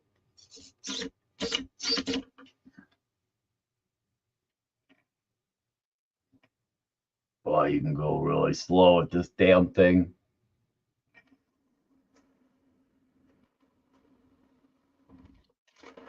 Ooh. Drag brake. Oh yeah, it's got to stuck pretty good. Let me move this over to this side with the rest of my stuff.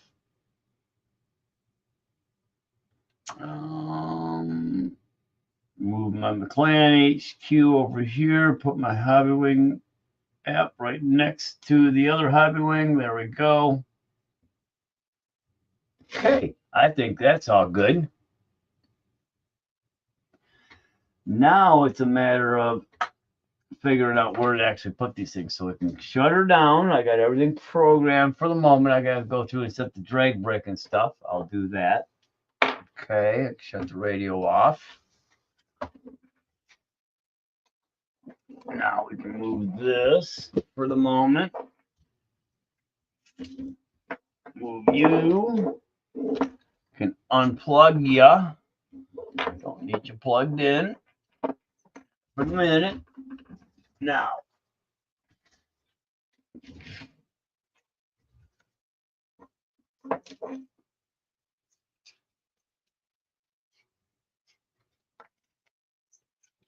So if I put that piece in there, I want to trim that out a smidge.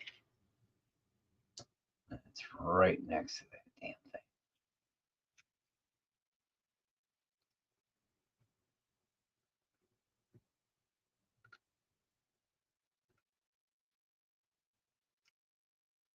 Oh, that's the back side. That's a little different. That can sit down is going to be in the way of that pin. Looks like it might get really close.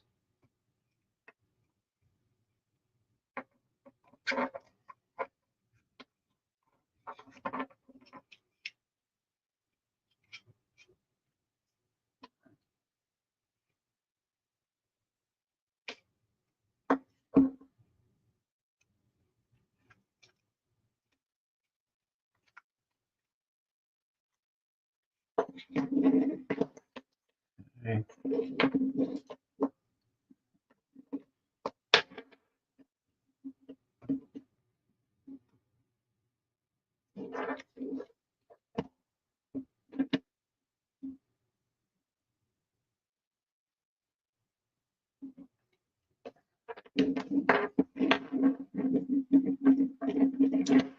On the other side of the wire, so it's all freed out on its own.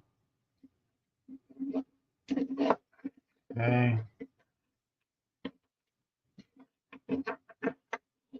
I put this in the center. That's a pretty good spot for it. All right, I suppose I'm gonna have to take the cage off. How should I do that?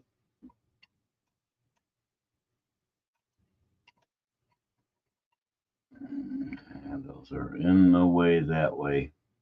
Well, they get them in there. I guess that's the way I did it. Come off from the connectors in the back.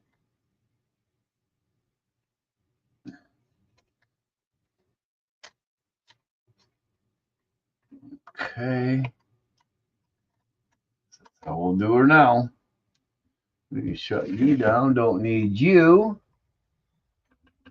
Let's see, I don't know if it tells me how long I've been on this thing or not. Not necessarily, it don't look like.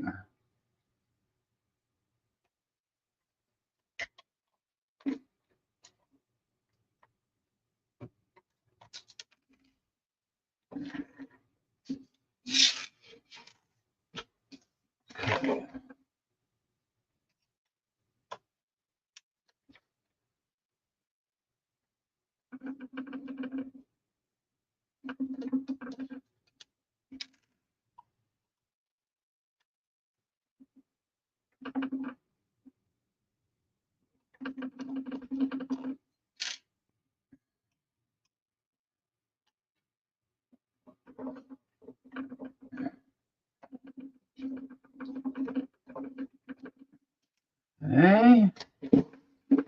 Those three out.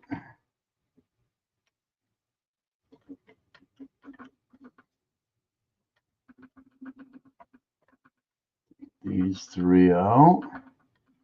I got the front shocks and two to take off underneath.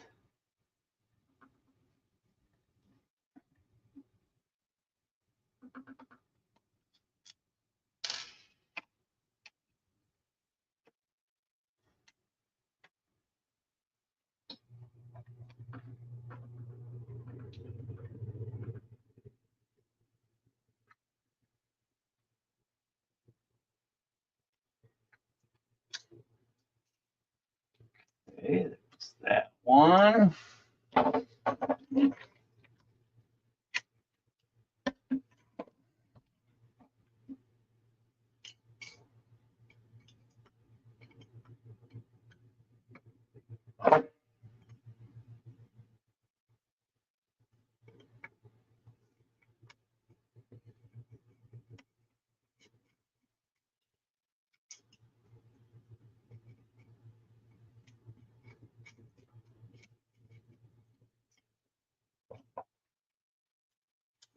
Magnetize my tips again.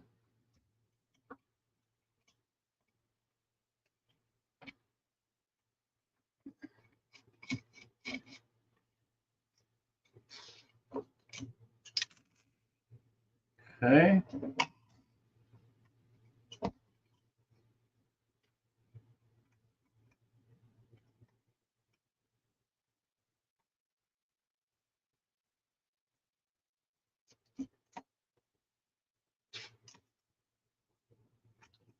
Front shocks.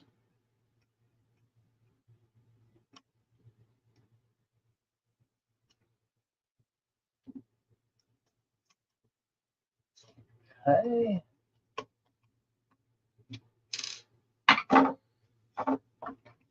Now, over.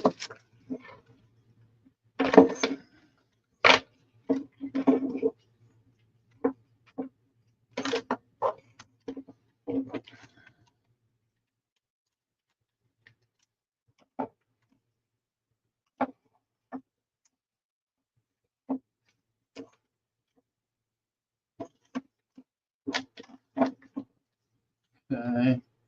I'm going to have to undo this. Number 5 for now. It's got rerouted. It's going to have to go below that.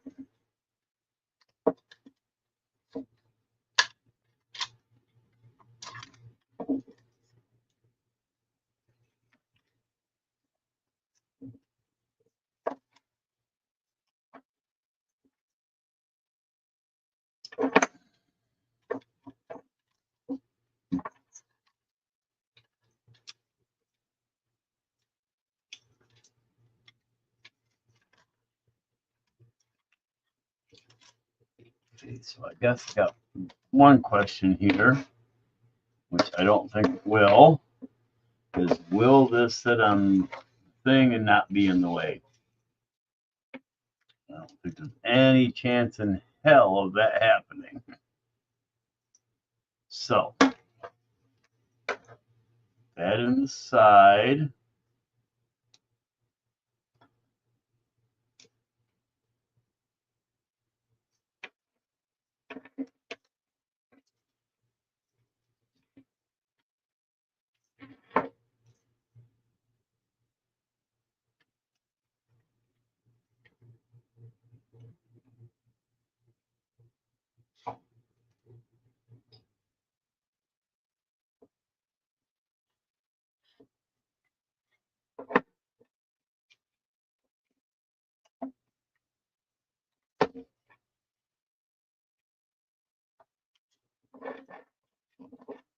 Let me slide this puppy right through these wires. That will help hold it in place and lock it down. And I'll actually give a little bit of slop there so it can move.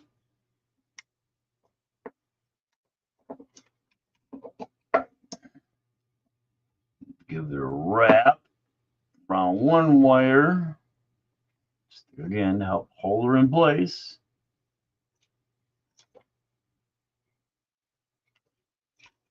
Okay, this is channel 1.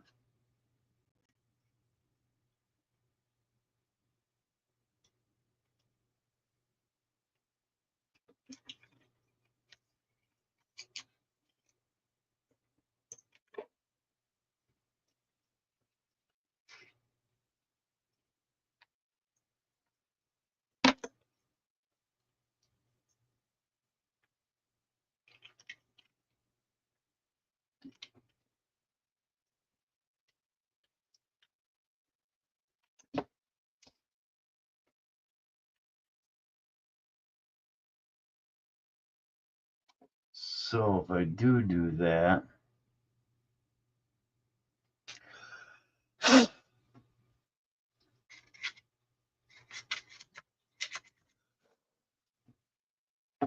okay, so if I want to do it that way,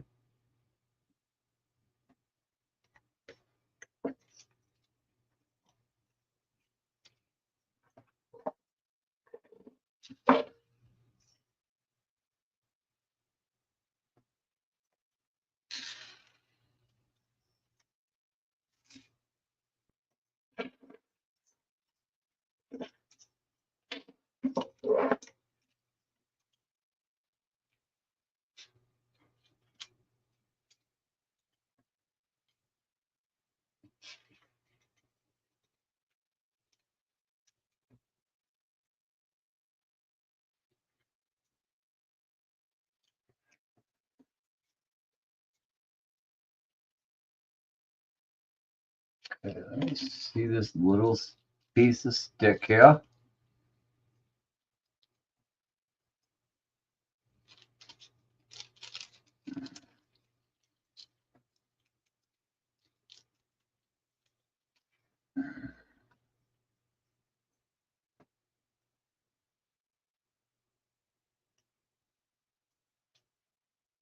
Get this to stick on.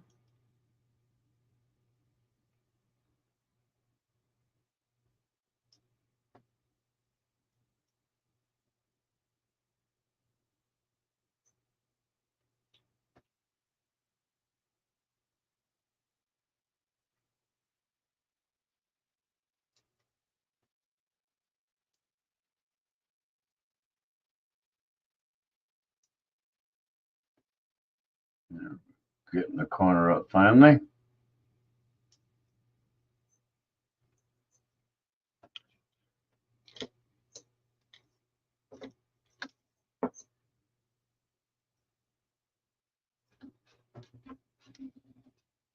You there.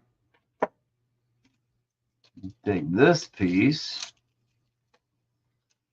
Actually, no, I won't take that piece and put it in there.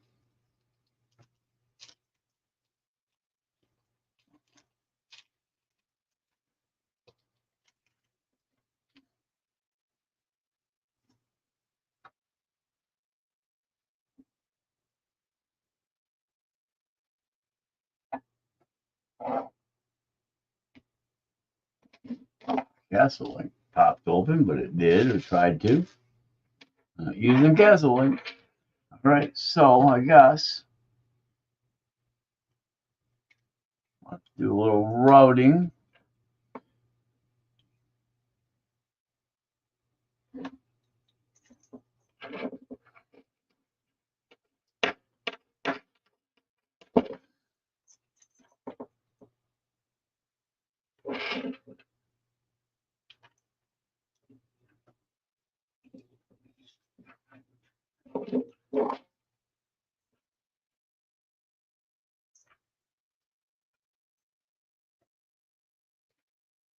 So to avoid this, I have to probably go like this with it. Come down here, slip through.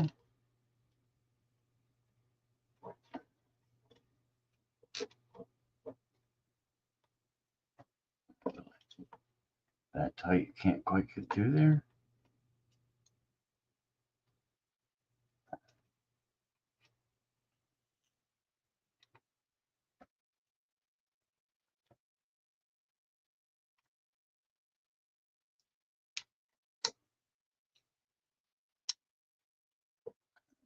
That way, a little tighter to go, but she'll go.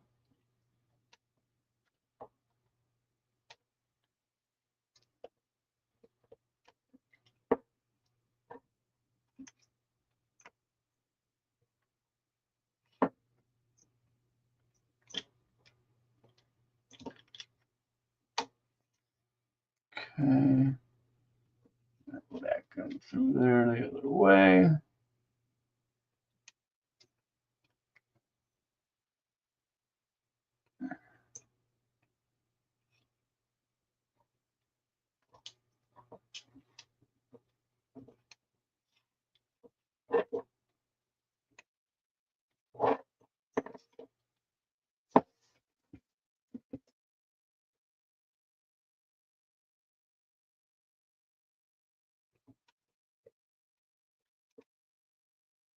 Back out again.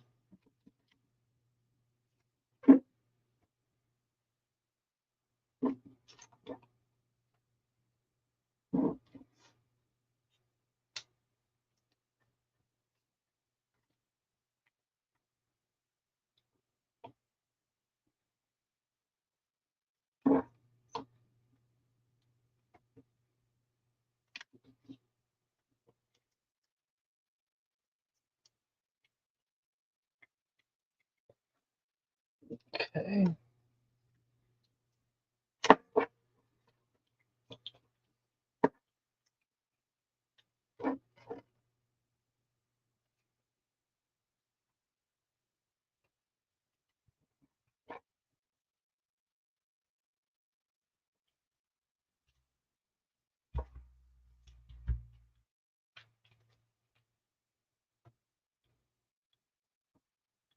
That's going to have to go over that wire or that brace. Ain't going to be no way about it. Got to go over top of that brace.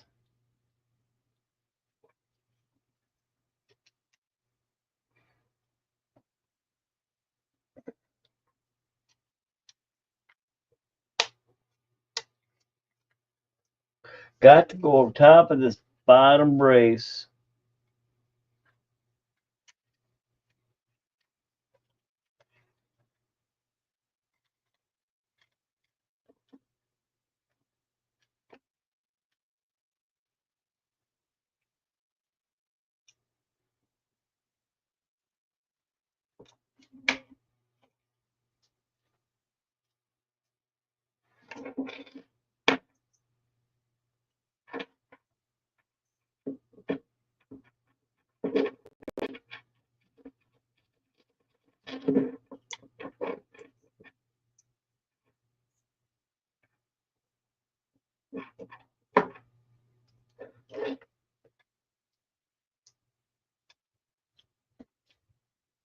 Okay, I suppose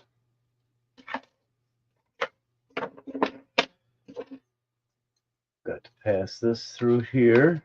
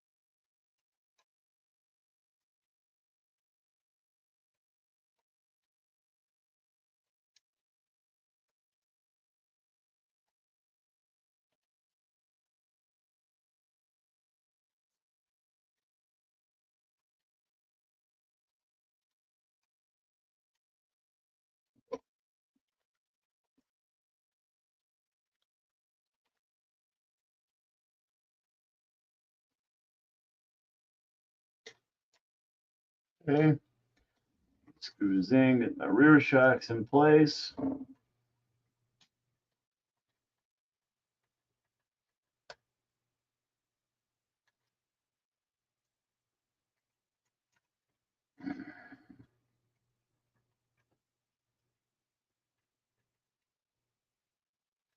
Okay, do my front shocks.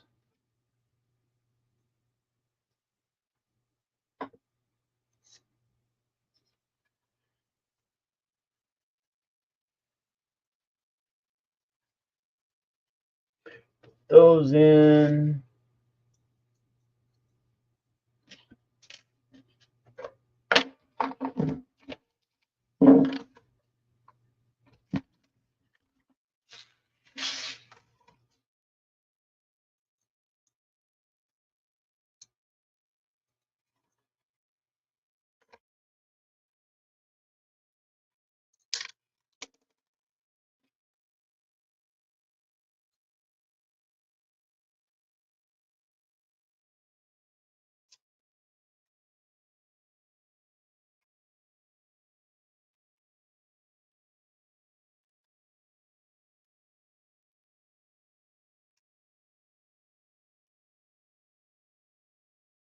Okay.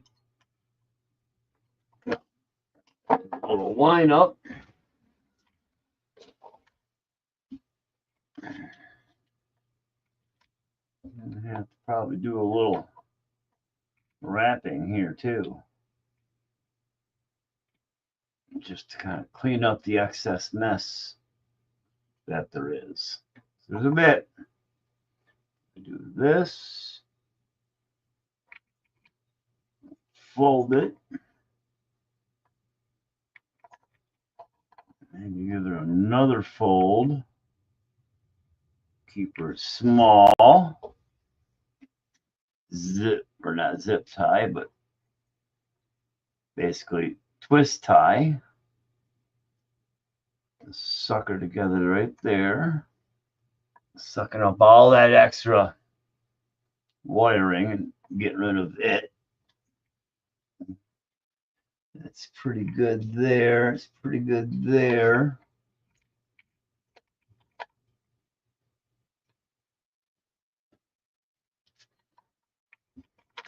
Okay, so you're going to come to the back here a little bit.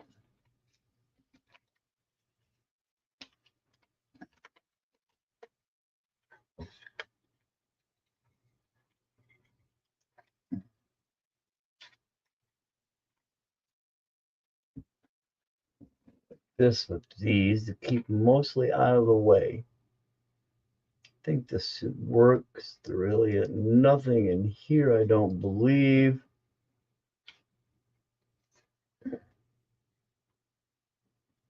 Actually, I could probably, if I can get it through there, it's a tight spot.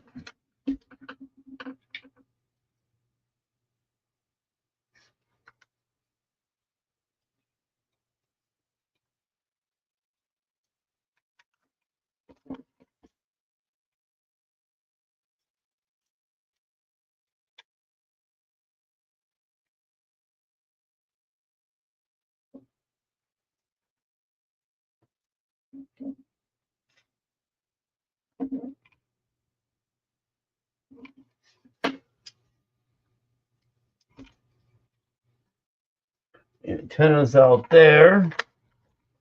Now,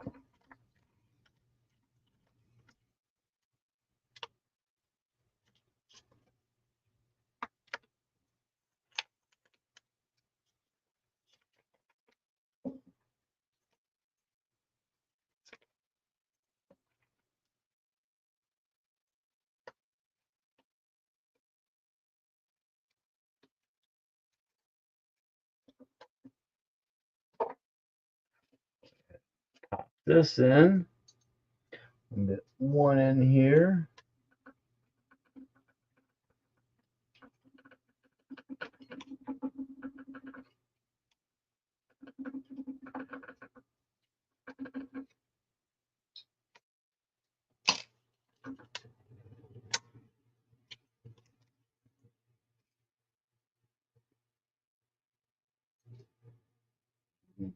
Back one.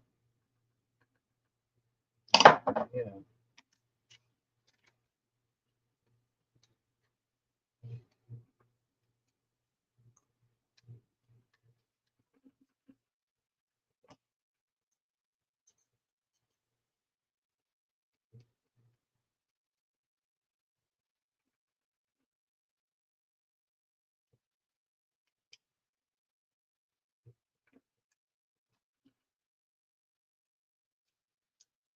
Center one done. So yeah, I thought about putting the double-sided tape on the inside of the panel, but if you ever needed to get it out, it's going to create a bit of a bear to do so. So I decided against it. So let's see what we get here. Make sure everything's clear and okay.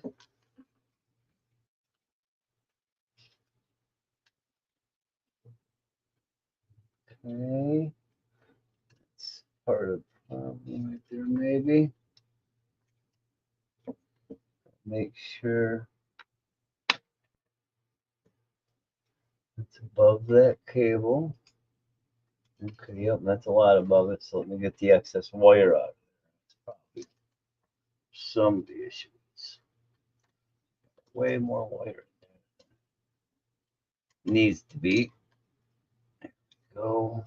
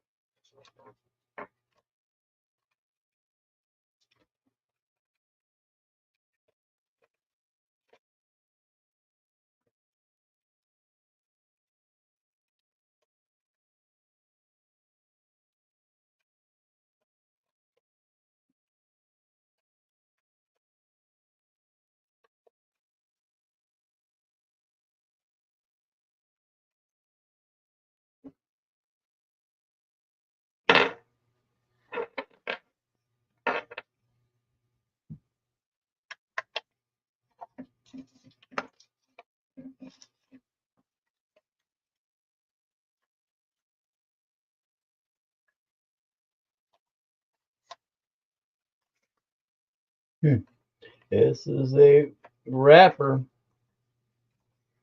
Trying to get all this stuff in the right spot.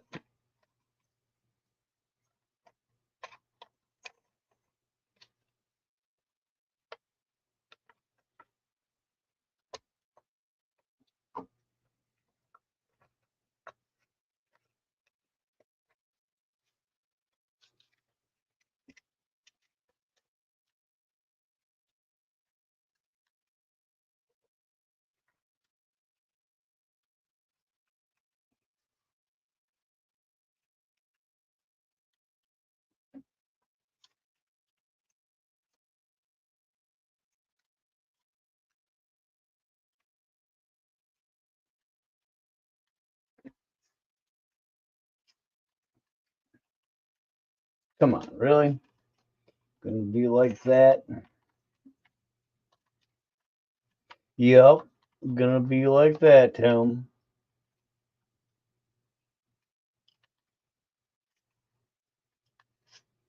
What, you thought it'd be easy?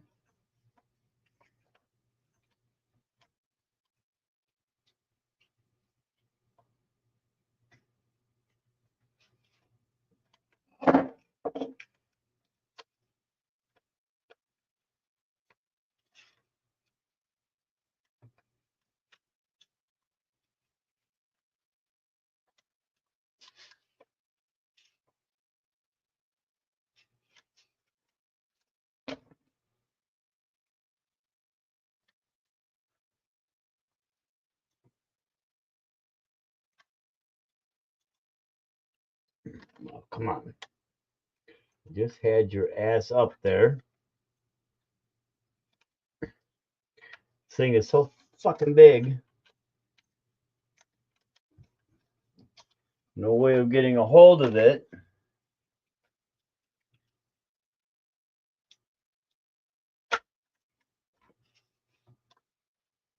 You bastard.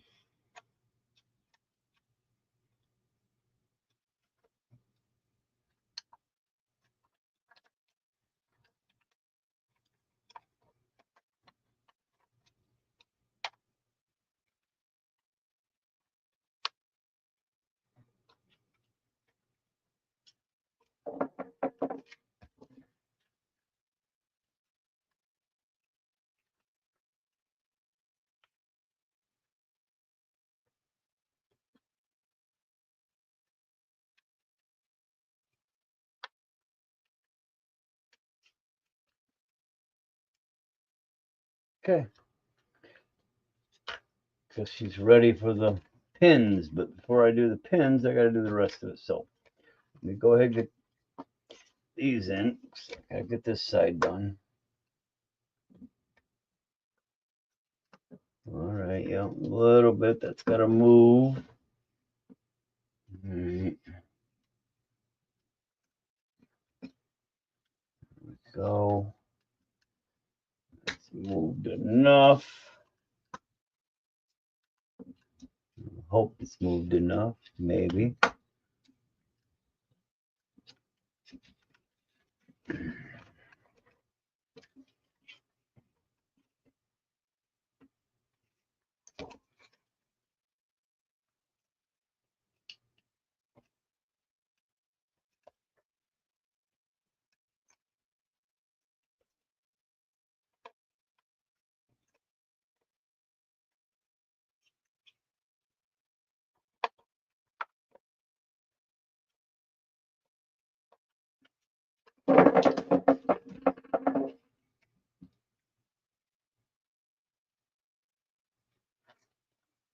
That one in there right now.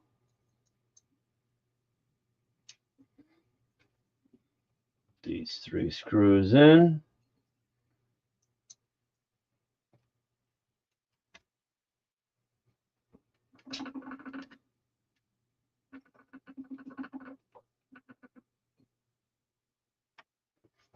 Okay.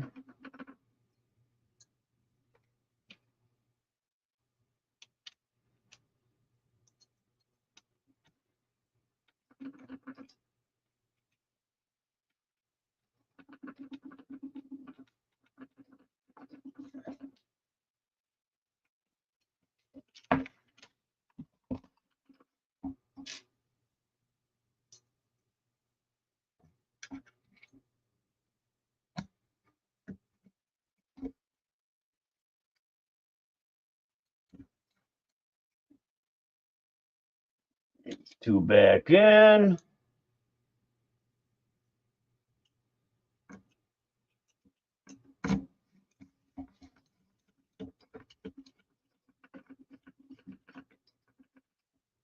Okay.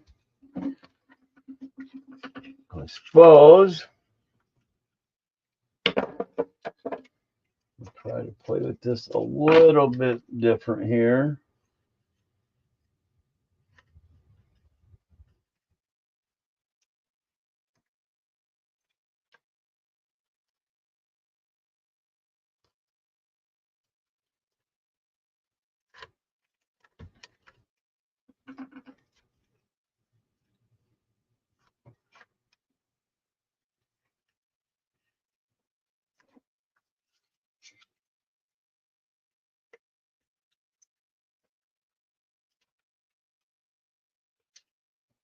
Okay. So go ahead and queue up there for a moment because it's time for the next pieces. And these are going to need small.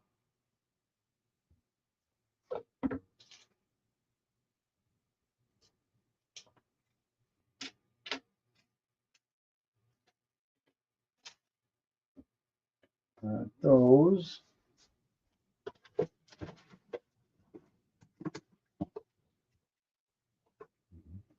In there.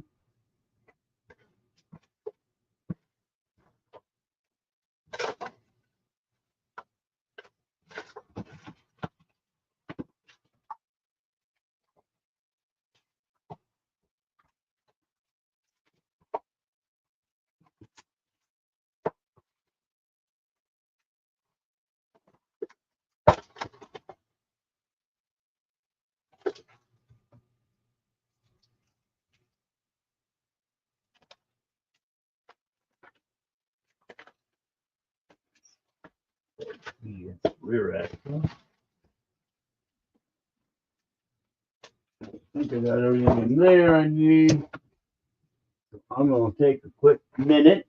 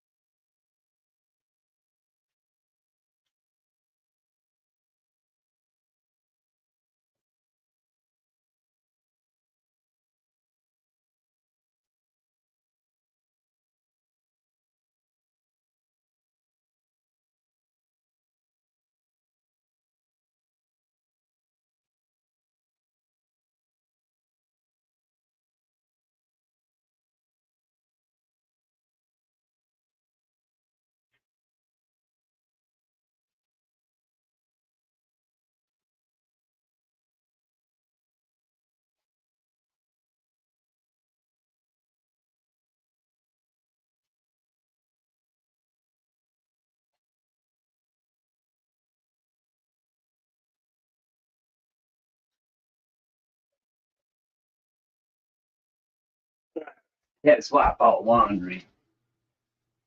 Yeah, make my bladder flatter and gladder because it needed that happen too. But Sunday, laundry day. I want clean clothes to work in. Things gotta get done.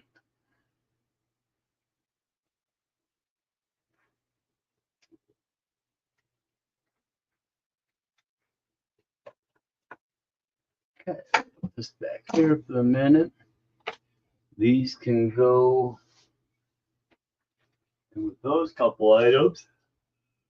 That can go there. Wait a minute. So I'll put this over here. That's where it'll go. So now,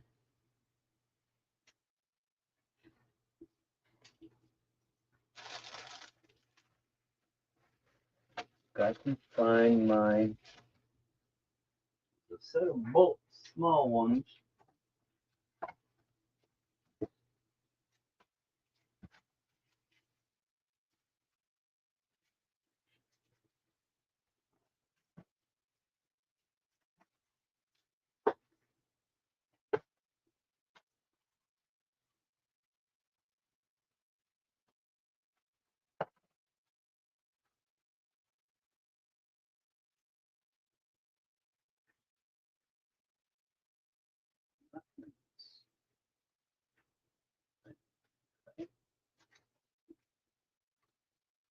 Where did I put these little suckers?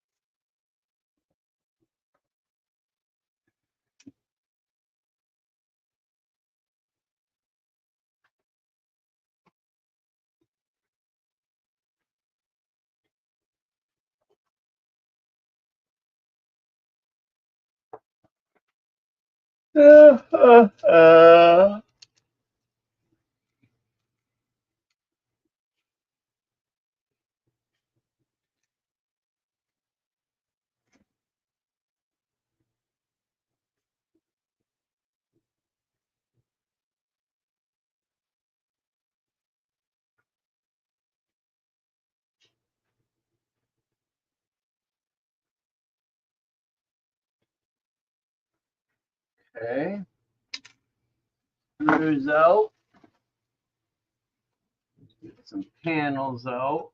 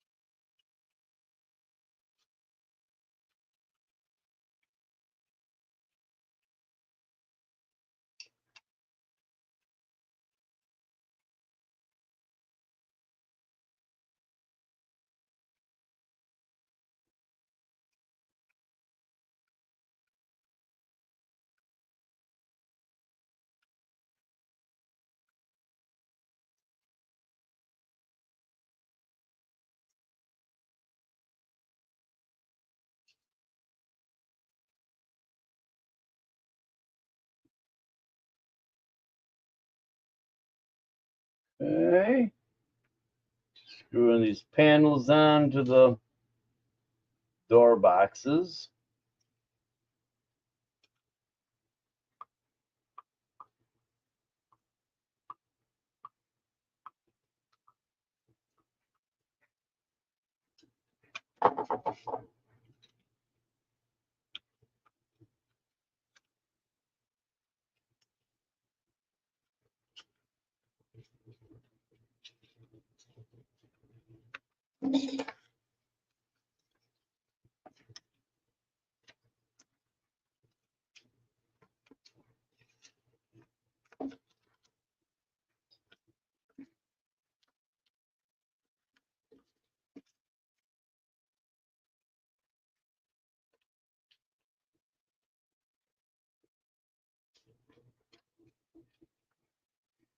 Got it on backwards, I'm thinking.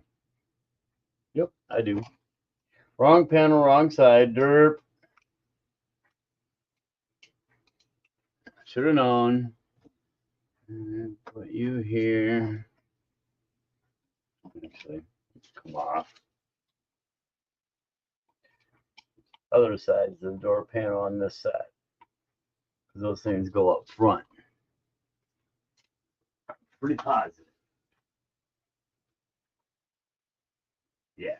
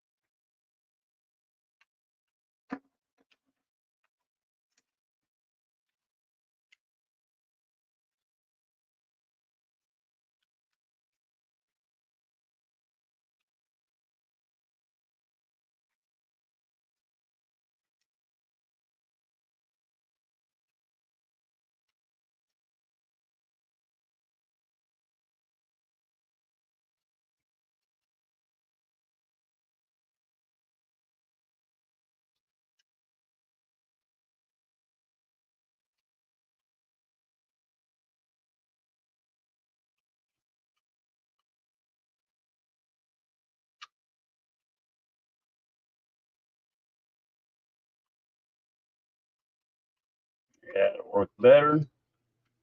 Right one in the right hole.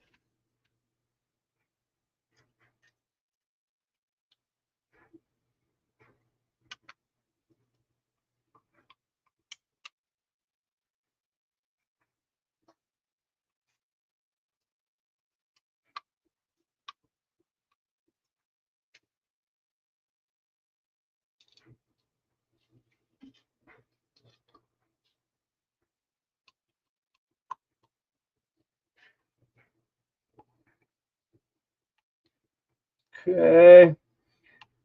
This baby on.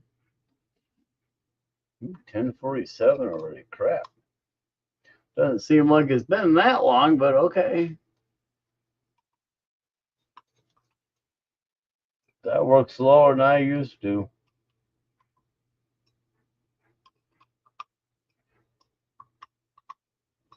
Okay. Now let's try it.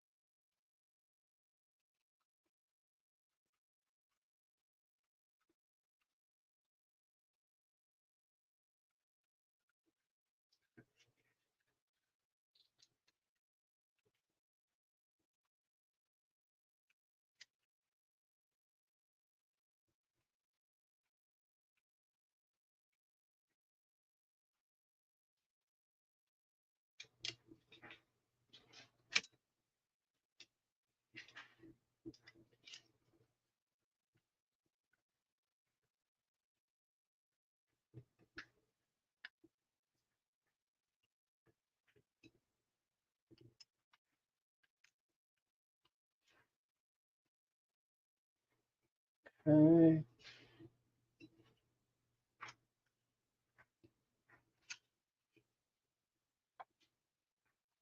There we go.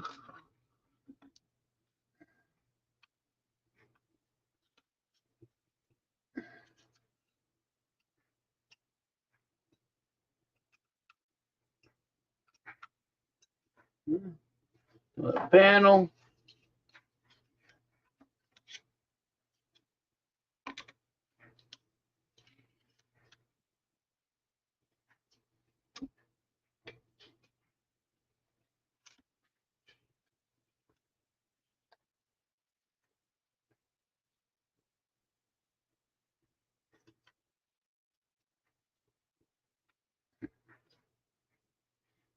Those ain't gonna work there.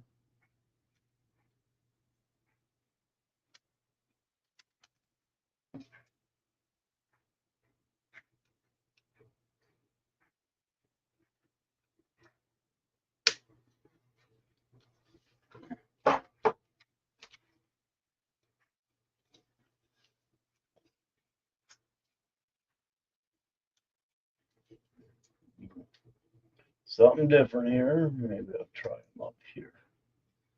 Just got to come through somewhere where they can be out of the way.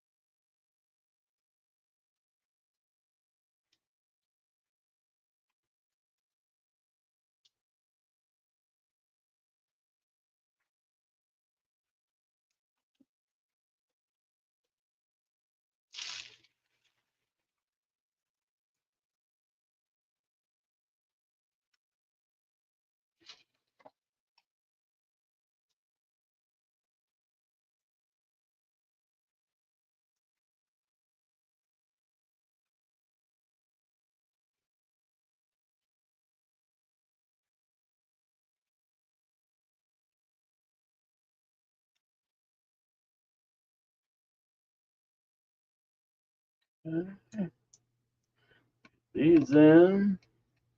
The last thing we only have to do basically after this, get these pieces on.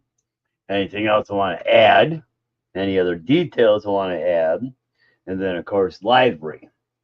So for now, I'll be sticking with the Battleborn.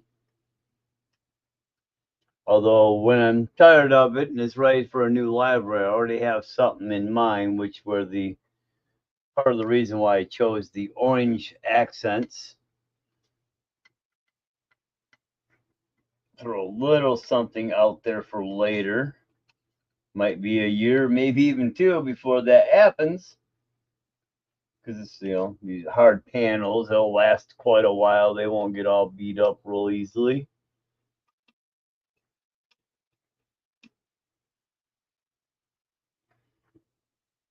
Okay.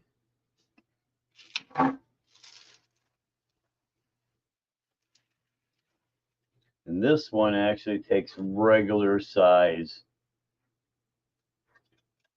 screws.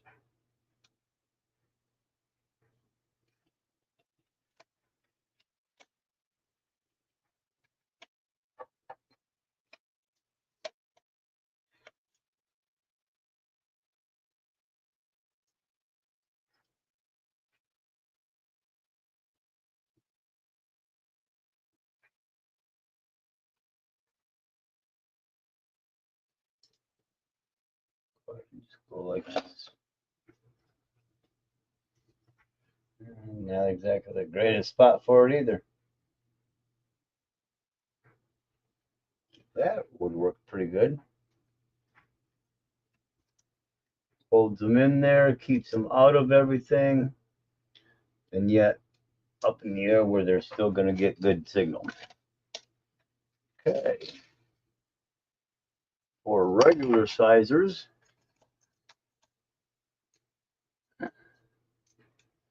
other people said it's kind of strange that they did that, and I gotta agree. You think everything else is 2.5, why not leave these 2.5? It's not like it would really matter that much. I was really kind of hoping this would go faster for this last little bit. There's some things I'd like to get done tonight yet. A little bit I have to do, but nothing major.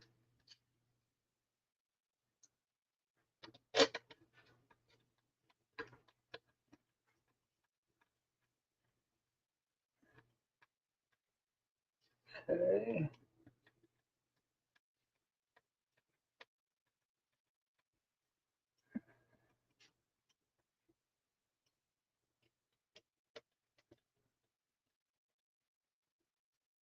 And there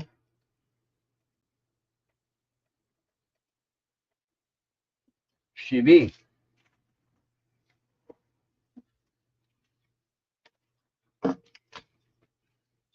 Okay. Let me put these extra pieces in here. I do have one other part to install for the most part. I haven't done yet, which is the sway bar. And I'll wait to do that. I want to do a little driving on it so I get an idea how it drives with this, without it, stock, and then with it. All right, put up my extra screws and shims and clips and bolts and Allen.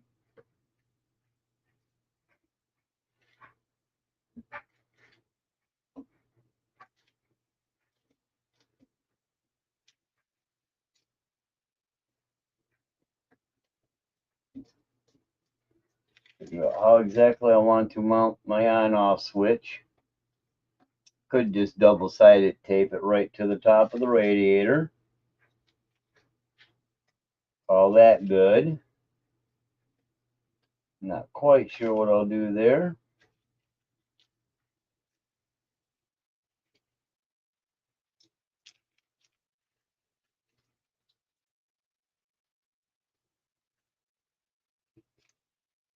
Black cardboard out of here.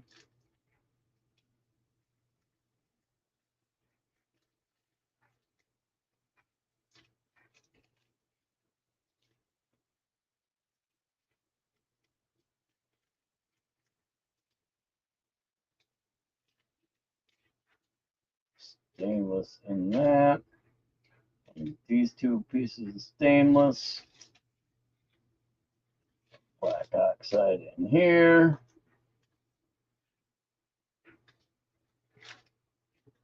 Yeah, I do have one of the Rock Jock, the Vanquish Rock Jock sway bars, but like I say, that will go on later. I'm going to make sure everything else is going good first. This can go in here now.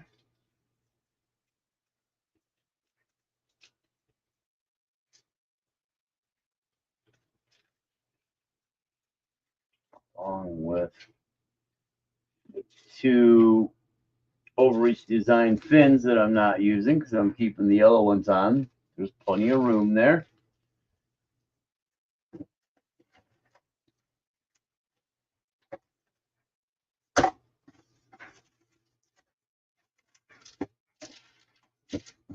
Okay.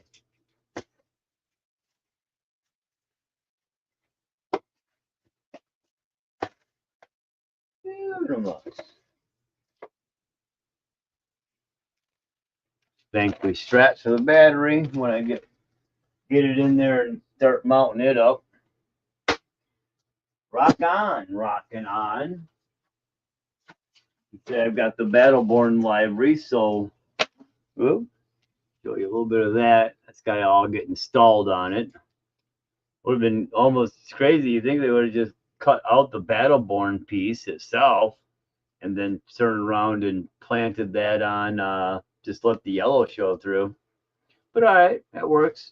But these will get installed. Dash pieces, that all will get installed. I still got to do that.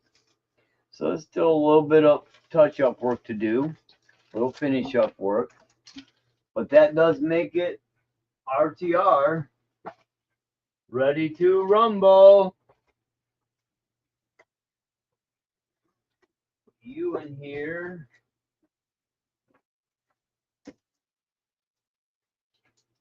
So to do the battery, it's pretty easy. You got to take out your pin here. And not super easy because this is kind of a bitch to get out there. Put a piece on it so I can get into it a lot easier and pull it out. Let's see, get up underneath there.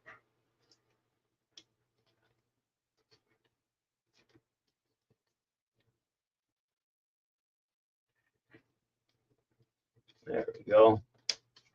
Pull that out, slip the pin down, little clamp pin, and then you just pull it out and work it out. And then your battery, hopefully if it's the right size, this one's too big. It's too big.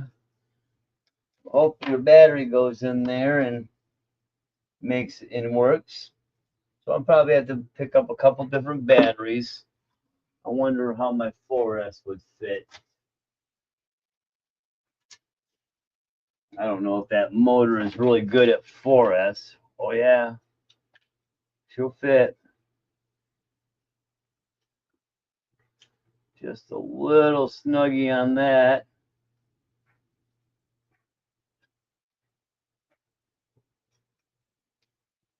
But I could make the 4S work.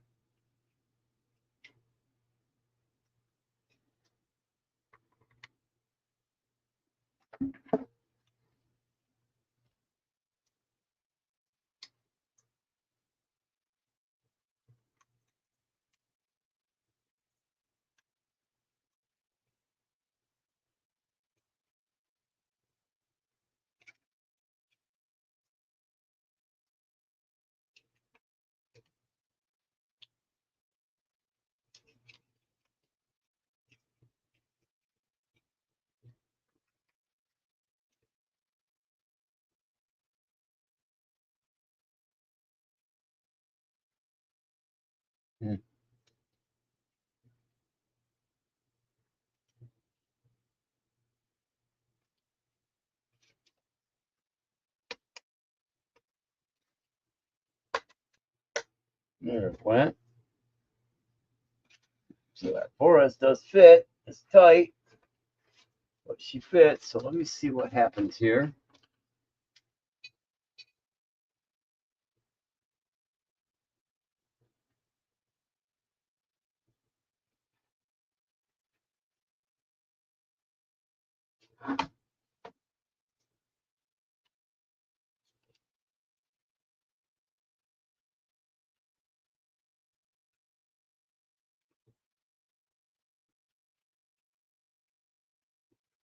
Come on, darn ya.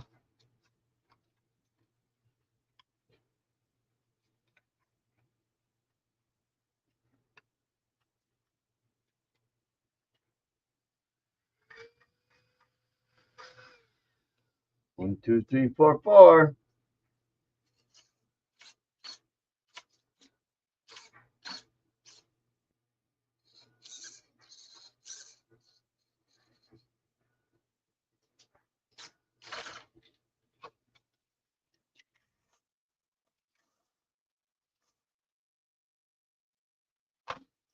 Wiggle these foams. They're new. Whole thing's new, but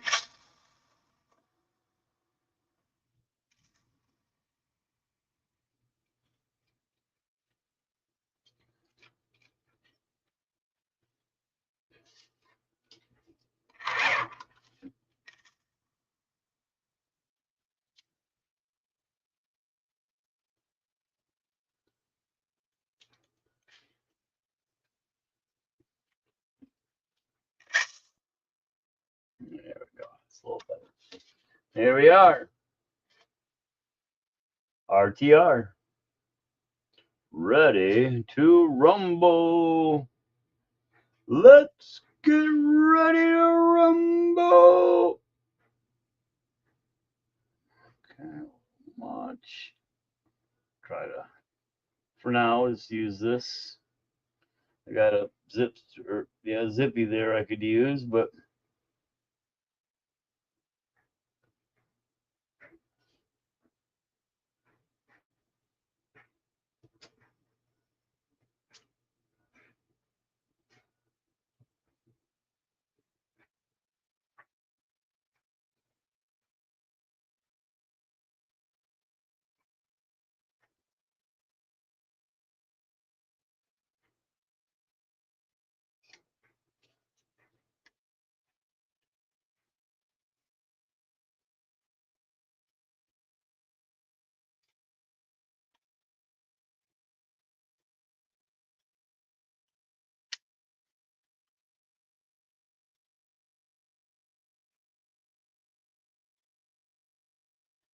there we go. That works good enough for what it's for and who it's for.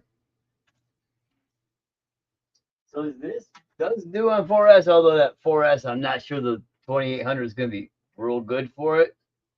Could be. Damn, look at that sucker. Look how slow that will go. That's moving right there.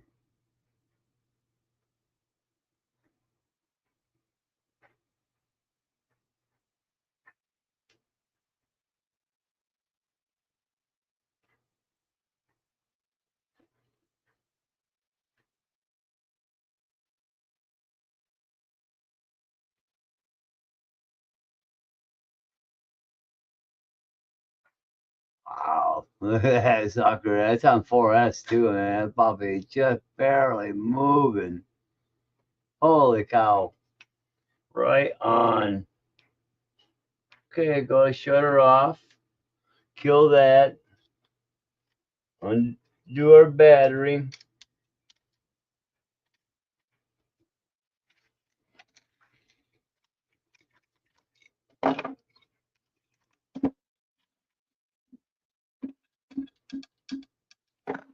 There we go.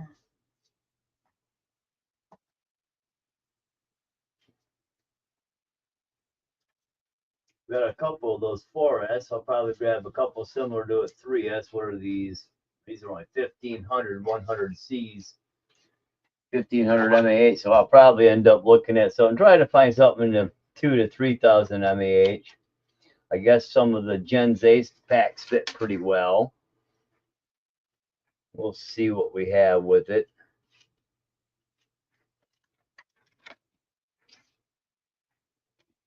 But all right. Guess I've had enough time I'm gonna have to get something to eat yet. I haven't ate. That's probably why my gut's feeling a little toxic right now. Got a roast beef that's been cooking most of the day. I forgot to put it in last night, so when it got in today, it needed a little extra time. So it's gonna be a late dinner tonight. Well, come on. Are you serious?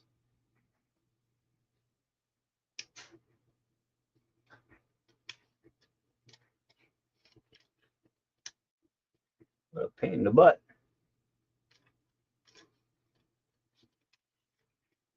Yeah, but stickers and decals, library, a few other things. Other than that, she's good to go.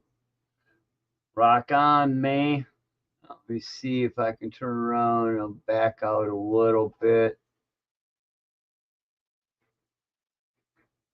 on that. A little more room. So thanks for hanging out, everybody. I appreciate y'all stopping by, smashing the thumbs up, like button, all that other fun share stuff.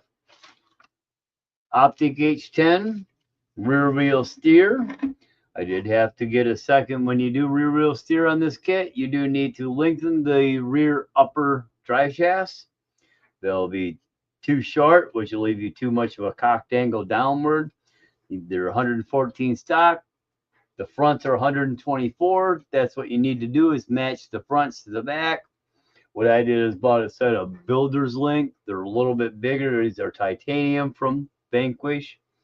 $15, fair price, but they're 124 millimeter builder's links.